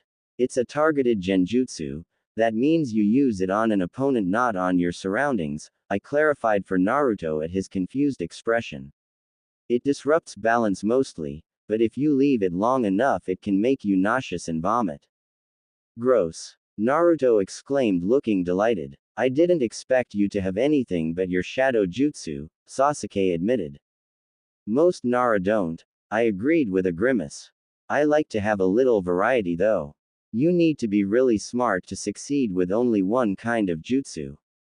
What do you mean? Naruto asked. Your shadow jutsu is awesome.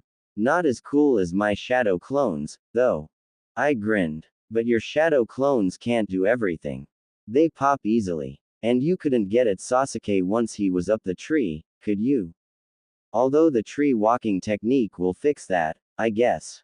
But each jutsu has limitations. Sasuke grunted in agreement. We kept talking about the match until Sensei got there. It was nice. Companionable. Sasuke and Naruto weren't exactly getting on, but their comments were still mostly constructive. Well, good morning, my cute little genin. Sensei perched on top of the railing and waved at us. You're late, Naruto shouted, jumping to his feet and pointing. Well, you see, Kakashi-sensei began. There was a spider in my bathroom, so I couldn't get dressed until it left. There was a beat of stunned silence. Liar, Naruto hollered. It was hard to tell, but I think Kakashi was amused by our reactions. He'd have to be, to keep using excuses like that. So, today we're going to take a mission. Let's go to the Hokage's tower.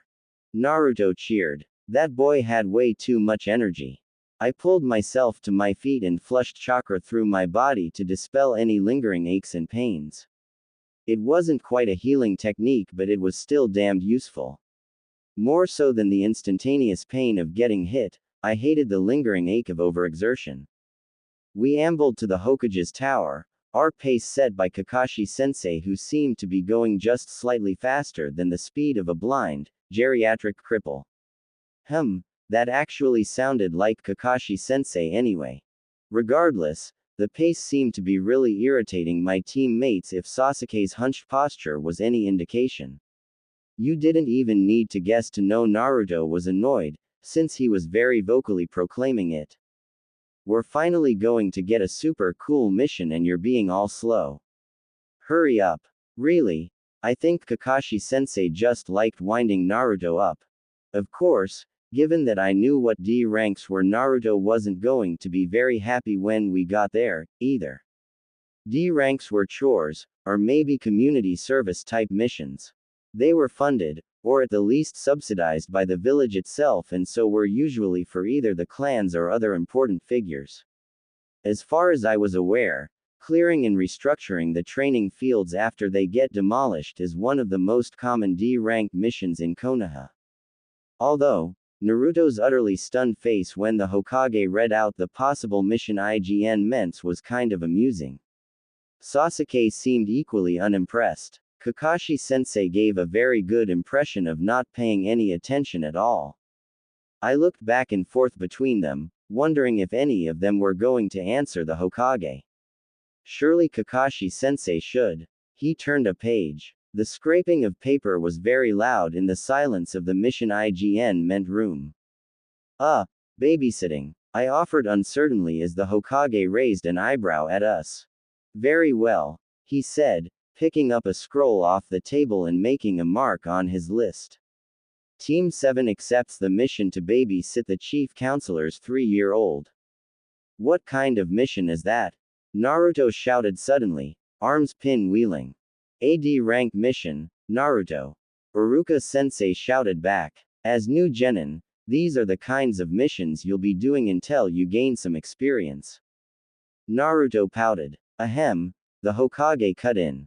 Iruka sunk back into his seat, slightly flustered. Team 7, your mission scroll. Kakashi-sensei caught the scroll lazily as it arched through the air. It might have seemed strange to throw important paperwork, but properly rolled scrolls were strangely aerodynamic. That was probably the reason people still used them instead of books or files. It certainly can't have been for storage purposes. All right, ducklings, sensei said. Let's mosey. Shinji Hideaki was a sweet kid that was entirely too used to having ninja teams babysit him while his father was off in important meetings. The influx of strange people into his house bothered him not at all. We were rostered on for 5 hours, which included lunch, and had a whole schedule included. The mission scroll was amazingly well prepared for AD rank, which just emphasized the fact that this must be a commonly reoccurring mission. "Read me a story, please," he asked, grabbing onto my pants and tugging. In one sticky hand he held a very battered and beloved copy of The Yellow Flash, which was possibly the most adored children's book in all of Konoha. "Sure thing, sweetheart," I said, picking him up and carrying him to the couch where he eagerly squirmed into my lap. It was at least an hour before we had to start cooking lunch, of which we had strict instructions as to what he would and would not eat and how to prepare it, and the others were just standing around awkwardly. Well, 4 people was probably overkill for a mission like this. If there had been more than one child, maybe, but even then I'm not sure the 3 of them would have known what to do. I wasn't exactly big on kids, but there were several younger Nara cousins and I had been an older sister once. And the yellow flash went flash. Flash. Flash. I finished, performing the required flicking finger movements, the ones that always reminded me of light bulbs or flicking water. Flash. Flash. Flash. Shinji giggled and clapped. Again. I looked at the clock. "Maybe not, sweetheart. Do you want to do some drawing?" I asked, spying the crayons and paper on the floor. "We'll get Naruto to sit with you." I wasn't really sure what the others were up to, but tracking chakra signals was easy enough. He was just down the hallway. "Naruto, can you watch Shinji while I make lunch?" I called. I wasn't entirely sure that either of my teammates could cook. I could probably ask, but it was just as easy for me to make lunch. "Sure," he shouted back. I waited for him to make his appearance in the living room before I left. The kitchen was ultra organized. I pulled out the instructions for dinner and found that they had included enough food for us, which was actually very kind. Many clients seemed to forget that ninja needed to eat, which was why we were advised to bring enough food for the mission duration whenever we went on long-distance missions.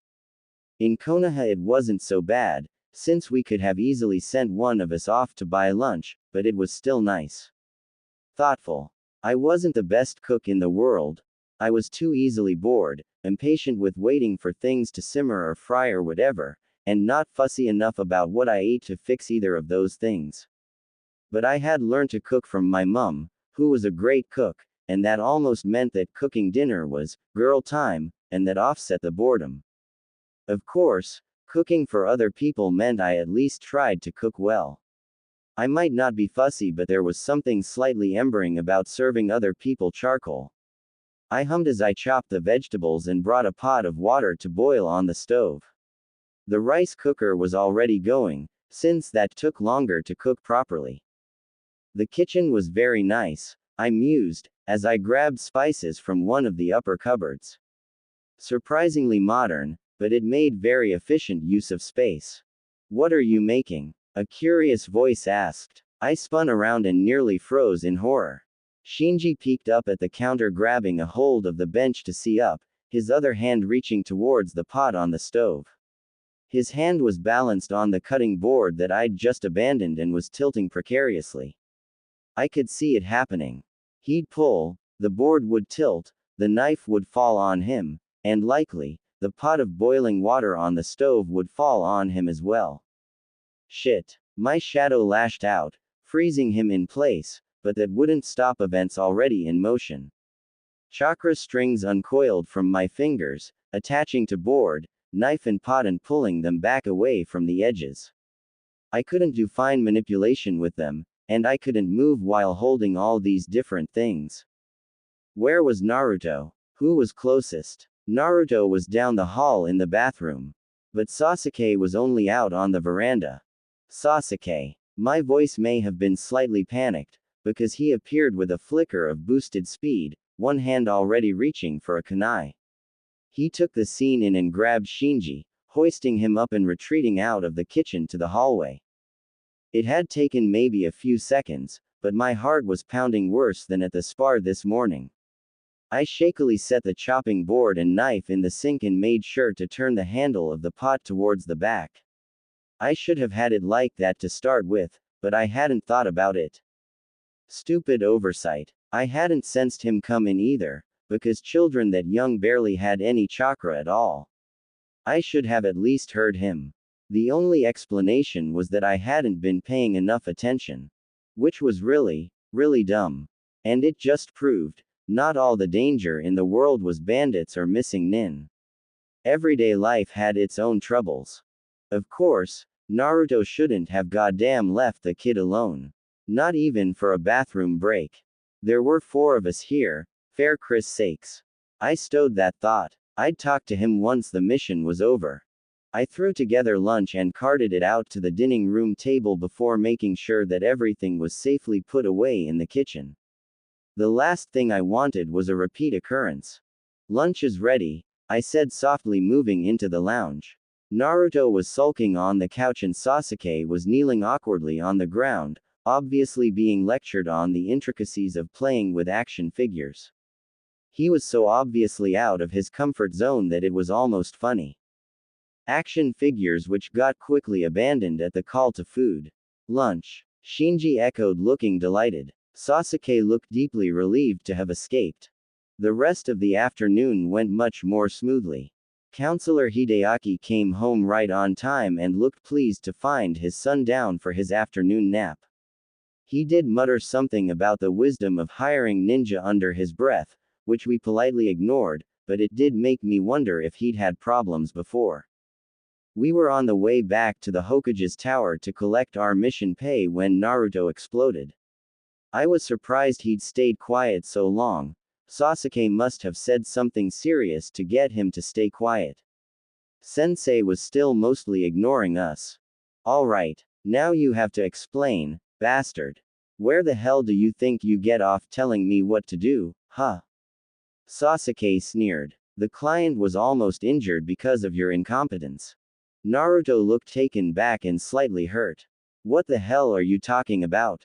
He barked. The kid was fine. I only left him alone for a minute. Which you shouldn't have. Sasuke shot back. Naruto. Shinji wandered into the kitchen and nearly tipped a pot of boiling water on himself. He could have been seriously hurt, I explained, trying to stay calm.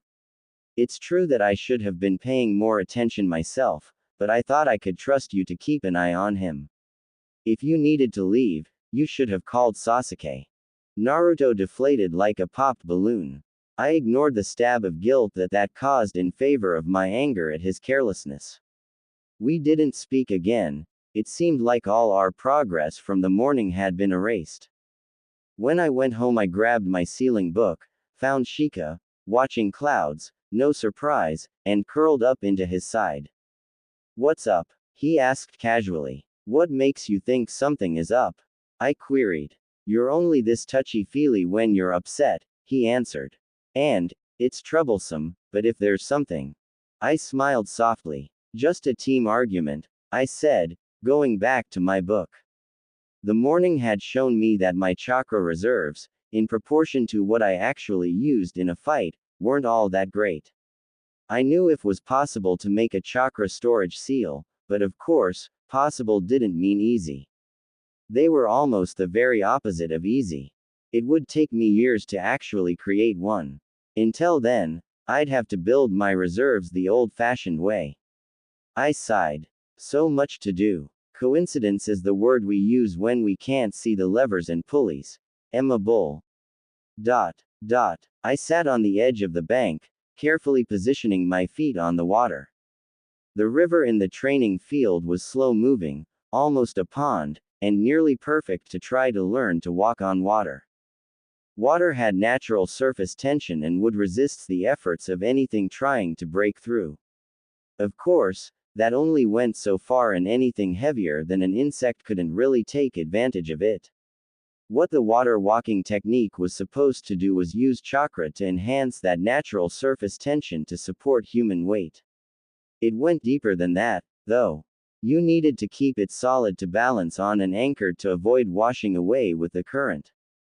My chakra control was more than good enough for it, but the feeling of standing on something so unstable took some getting used to. It was a reflexive reaction to channel more chakra to make the platform more stable, but it really had the opposite reaction and shattered the delicate chakra balance, sending you splashing down into the water. Channeling chakra through your feet was supposedly one of the most difficult ways of channeling chakra. That was because most people molded chakra in the hara, the center of energies located near the stomach, and then transported it through the body to the point they wanted to emit it. This required them to keep tight control over the molded energy or risk losing or wasting energy as it traveled. Maybe it was because I was so much more in tune with my chakra pathways, but I found it just as easy to mold it at my feet where I needed to use it. I stood, wobbling slightly from the feel of the water underfoot. It felt squishy, like standing on thick jello. I knew intellectually that it was stable, but it didn't feel it. I stepped forward. Disconnect the chakra. Reconnect. Test the weight. Step again. Each step was a little more certain, a little steadier, a little easier. Water walking, like cat foot or leaping monkey, was one of the skills that needed to become, second nature. When you needed to use it, you couldn't be thinking about it. I jumped, a slight bounce, then higher again. I darted to the side, zigzagged back, using the chakra on my feet to counterbalance the action and pivot neatly. I loosened the anchoring aspect and slid across the water like I was skating. I suppressed a giggle. It was fun. Whoa, came an appreciative shout from the bank. That's so cool. Can you teach me that? Please, Shikako, please. I skidded back onto the back, where Naruto was standing waving his arms about. He and Sasuke had apparently shown up while I was busy experimenting. I flushed. Ah, sure, I guess, I said.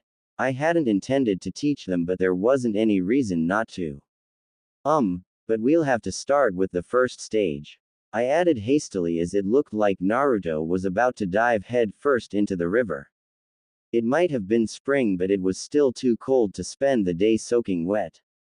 I walked towards the trees that edged the clearing. Naruto and, unsurprisingly, Sasuke followed me. Even though he hadn't said anything, he was undeniably interested in learning.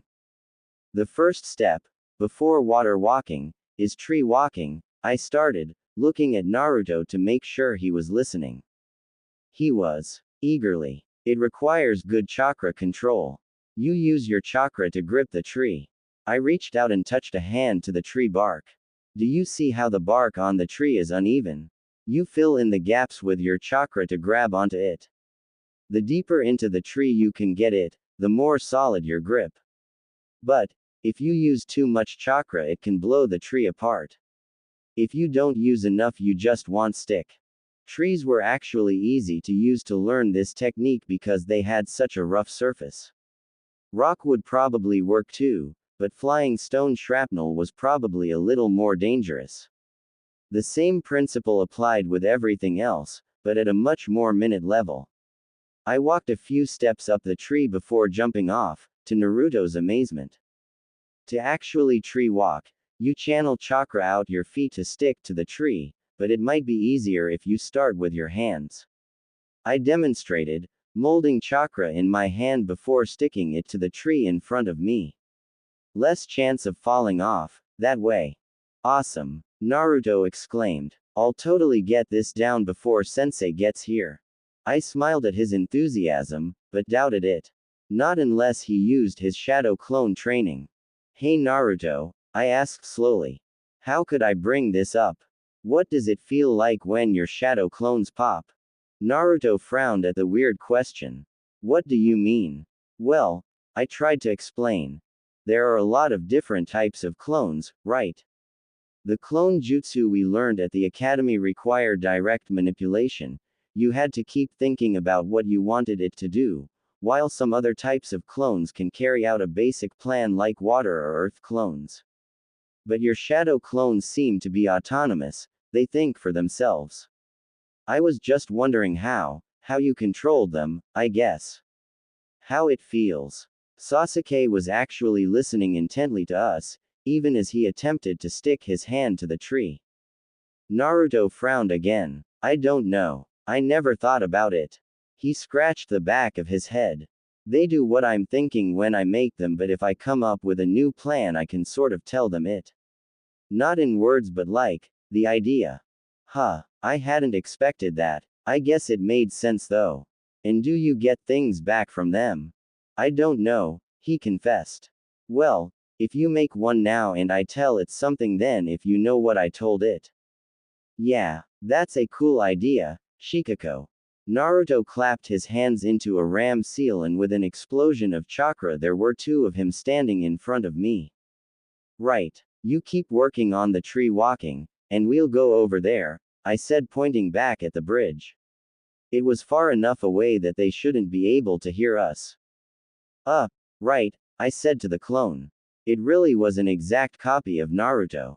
Without having seen it made, I would never have been able to tell the two apart, not even using my chakra sense. Let's see, maybe if I just give you some code words. The Naruto grinned. Hee, that sounds awesome. Just like Iruka-sensei always talked about in the academy. He'll be delighted to learn you were actually listening, I said dryly, drawing a blank about any code words I could possibly use. Okay. Bridge, Blue and 13. They weren't the most original choices, given where we were standing, but hey. I wasn't trying to fool anyone here. Bridge, Blue, 13, the Naruto repeated. What should I do? I don't know, I said honestly. Can you try and send it to him? His face squinched up in heavy concentration. I waited and waited. Maybe we should ask Naruto if he's got it. I wondered. We headed back towards Naruto just in time to see the bark crackle under his hand and send him staggering back a few steps. Hee, I'm still working on it, he urged me. I winced, but nodded. Do you know what I told your clone? I asked. Naruto thought about it. Not a clue. I nearly face-palmed. Alright, what if he pops? With a shrug, the clone did just that, dispersing in a puff of chakra smoke. Naruto looked frozen. Bridge, Blue, 13, he recited. That's what you told him, right? I smiled. That's what I told him. That's so cool, Naruto exclaimed. How the heck didn't I notice this before? Oh man, I can think of so many things, he giggled. I didn't want to know. Like helping with your training? I asked. Helping with my training, he parroted, showing that had not been what he was thinking. Just a thought. I shrugged. But you know what they say. Two heads are better than one and all that. I turned away from him. Sasuke had moved on from using his hands to starting climbing. There weren't any great holes in his tree, so I assumed that his chakra control in his hands was fairly decent. It was considerably worse through his feet. Without the momentum of running at the tree, he was only making a few steps before either sliding or being repelled. I considered his progress. I shrugged. You've got the gist of it. The only thing left is practice. I considered suggesting that he run at the tree, but the speed didn't really do anyone any favors. It only meant you were higher up when your control faltered. Unless you have questions. He shook his head and turned back to his tree. I went back to the river. Sensei wouldn't be here for ages and I could still use practice. Well. Aren't you busy, little bees? I turned back to the bridge, where Sensei was perched on the railings. I glanced at the sun, pushing a hank of slightly sweaty hair out of my face. It was probably close to 11. You're late, came a chorus of voices, all Naruto. They exploded in a huge messy cloud of chakra smoke, leaving only one behind. Sasuke flipped gracefully off the tree trunk he had been standing on. Neither of them had made a great deal of progress, but they'd only been working for about 2 hours. I skated towards the bank and we all converged on the bridge around Kakashi-sensei. He was peering at us as though we had done something very interesting and unexpected. Ma, it looks like you've been entertaining yourselves while you waited. Hey, Naruto squawked. Did you even hear me? You're late. Predictably, Kakashi-sensei ignored him. There was a long moment of silence. Kakashi-sensei seemed to want us to say something, but I was baffled as to what he was asking. Well, let's go get a mission, then, he said cheerfully, hopping off the railings. It better not be as sucky as yesterday, Naruto complained grumpily. I shrugged. I didn't really care about D ranks. It wasn't as though I'd never gone shopping or weeded a garden or babysat before either. At least we're getting paid for it, I offered. And they don't take long. But they're not even actual missions. Naruto argued. You heard Hokage-sama yesterday, I said. They'll give us an actual mission once we've done a few D ranks. Oh, that's what he was saying. Naruto nodded sagely. We'll just do these stupid missions really fast so we can get to a proper mission. If you ignored the wording, it was a good plan. Naruto ended up selecting our mission for the day, which was a courier mission because it sounded fastest. He even ended up explaining his whole plan of doing D ranks really quickly so that the Hokage would give him an important mission. I would have been horribly embered, but the Hokage just looked amused at him. I guess it was a step up from having him complain. We went up 3 levels in the tower and were directed to a stack of papers nearly taller than Naruto was. Even Kakashi-sensei seemed nonplussed. Here's the list of where they need to be delivered. And a map, the Chunin at the desk said, with a quick smile. The files all have a number corresponding to the delivery location. Any questions? All right, let's go. Naruto cheered, attempting to pick the entire pile up. I could see it tipping over and going everywhere. Wait, I yelped. We should take a quarter each, a third each, I amended as I turned to find Kakashi-sensei gone like the wind. Sasuke was already examining the map and list. To the academy first, he decided. It's closest. We divided the pile up and trundled off. That was exhausting, Naruto said later as we returned to the mission IGN meant desk to report a mission complete. We had literally gone all over the village, the academy, the hospital, the library, weapons shops, just about everywhere that dealt with shinobi anything. Yeah, I said as Sasuke grunted in agreement. It was only mid-afternoon. Did you guys want to spar? Since we didn't this morning and all. Sasuke hesitated, then shook his head. I want to work on the tree walking some more. Naruto watched Sasuke leave and seemed torn. I want to spar. But I want to master that technique. If Sasuke is going to, I can't be left behind. I pondered for a second. Actual combat was something I needed to work on. Could you get some shadow clones to work on it and train with me at the same time? Oh, yeah, I totally forgot about that. Let's go. I smiled and followed him back to the training grounds. That was how most of our first week as genin went, with a small variation as to the kind of missions we took. After training, I'd go home and continue my own projects. Mostly, that week, I was working on seals. Sealing, or the art of fuinjutsu, is one of the least studied areas of the ninja arts. To be successful at sealing, one needs to understand the forces that they are attempting to work with, the properties of your materials, the energy flows, and how chakra will interact with them. In this way, it can be considered similar to medical ninjutsu. However, unlike medical ninjutsu, there are so many more factors to take into account, not just the human body. Even those who are good at one type of sealing may never succeed in another area, simply for lack of information. But to succeed in sealing, you must also have a natural talent for manipulating energy. Some seals are powered not just by the individual's chakra, but by ambient chakra in the air. Natural chakra. There are many different sealing theories, many which even contradict each other. Some sealers used nothing more than kanji, others said nothing could be done without complex and historic signs, including astrological signs, symbolic images, or lines of text. Some sealers go by the 5 elements wind, water, fire, earth and lightning, or the 8 trigrams sky, marsh, fire, lightning, wind, water, mountain and earth, while others go by the 3 states solid, gas and liquid, or 3 treasures Buddha, Dharma and Sangha, or yin and yang, and others still invent their own tenets. Some sealers claim that circles are the basis of all seals. That the redistribution of energy, be it chakra or otherwise, must be cyclic.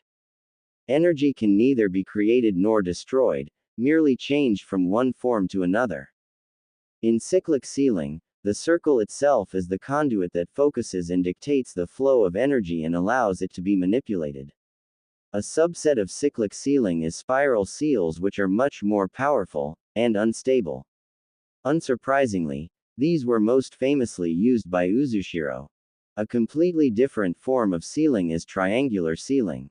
Triangles are widely regarded as the strongest and most stable shapes, so are a natural resource for powerful seals. Triangles can be combined in many different ways to form other shapes, and a hexagram is commonly used because it forms 8 multidirectional triangles. There was the arithmetical approach. Runic-based sealing. Pictorial seals, which were, I suspected, what Sai used. Geometrical seals. And many, many more. Seals usually involve repeating elements. Prime numbers are common, particularly 3, 5 and 7. Blood is often used, or blood mixed with ink, because it is an excellent conductor and container for chakra. This much, I had been able to discover. Beyond that, beyond the hows, the whys, were vague. I frowned at my notebook, triple encrypted, with one layer being English, which I was almost sure no one spoke, in consternation. I'd already rated the Konoha library for sealing books at my access level, of which there aren't many. What there were focused more on the forces involved sealing, the combustion potential in exploding tags, for instance, rather than the principles behind the seals themselves. It was perfectly possible to just copy existing seals, as long as you just wanted to duplicate the same effects. Creating your own, now that was another story. Maybe if I compared the major branches of sealing, I'd be able to uncover the principles behind the seals. It seemed as good a place to start as any. With a sigh, I took out a new notebook and began. It was Saturday when our schedule changed. Ninja didn't exactly have a working week. We worked when there was work to do, and took breaks when we were tired, injured, or not pressed for money. On Saturday, we turned up bright and early at the Mission IGN Ment desk for a surprising announcement from the Hokage. Well now, Team 7 has been surprisingly productive, the Hokage said, peering at us. What do you say, Kakashi? Are they ready for AC rank mission? Naruto exploded with cheers. Kakashi-sensei smiled. Well, they're certainly enthusiastic for one. The Hokage chuckled. AC rank mission it is, then. You'll be bodyguards on a journey to the land of waves. Well, shit. That was something I'd been unconsciously trying to avoid. For it to happen anyway felt a little like fate.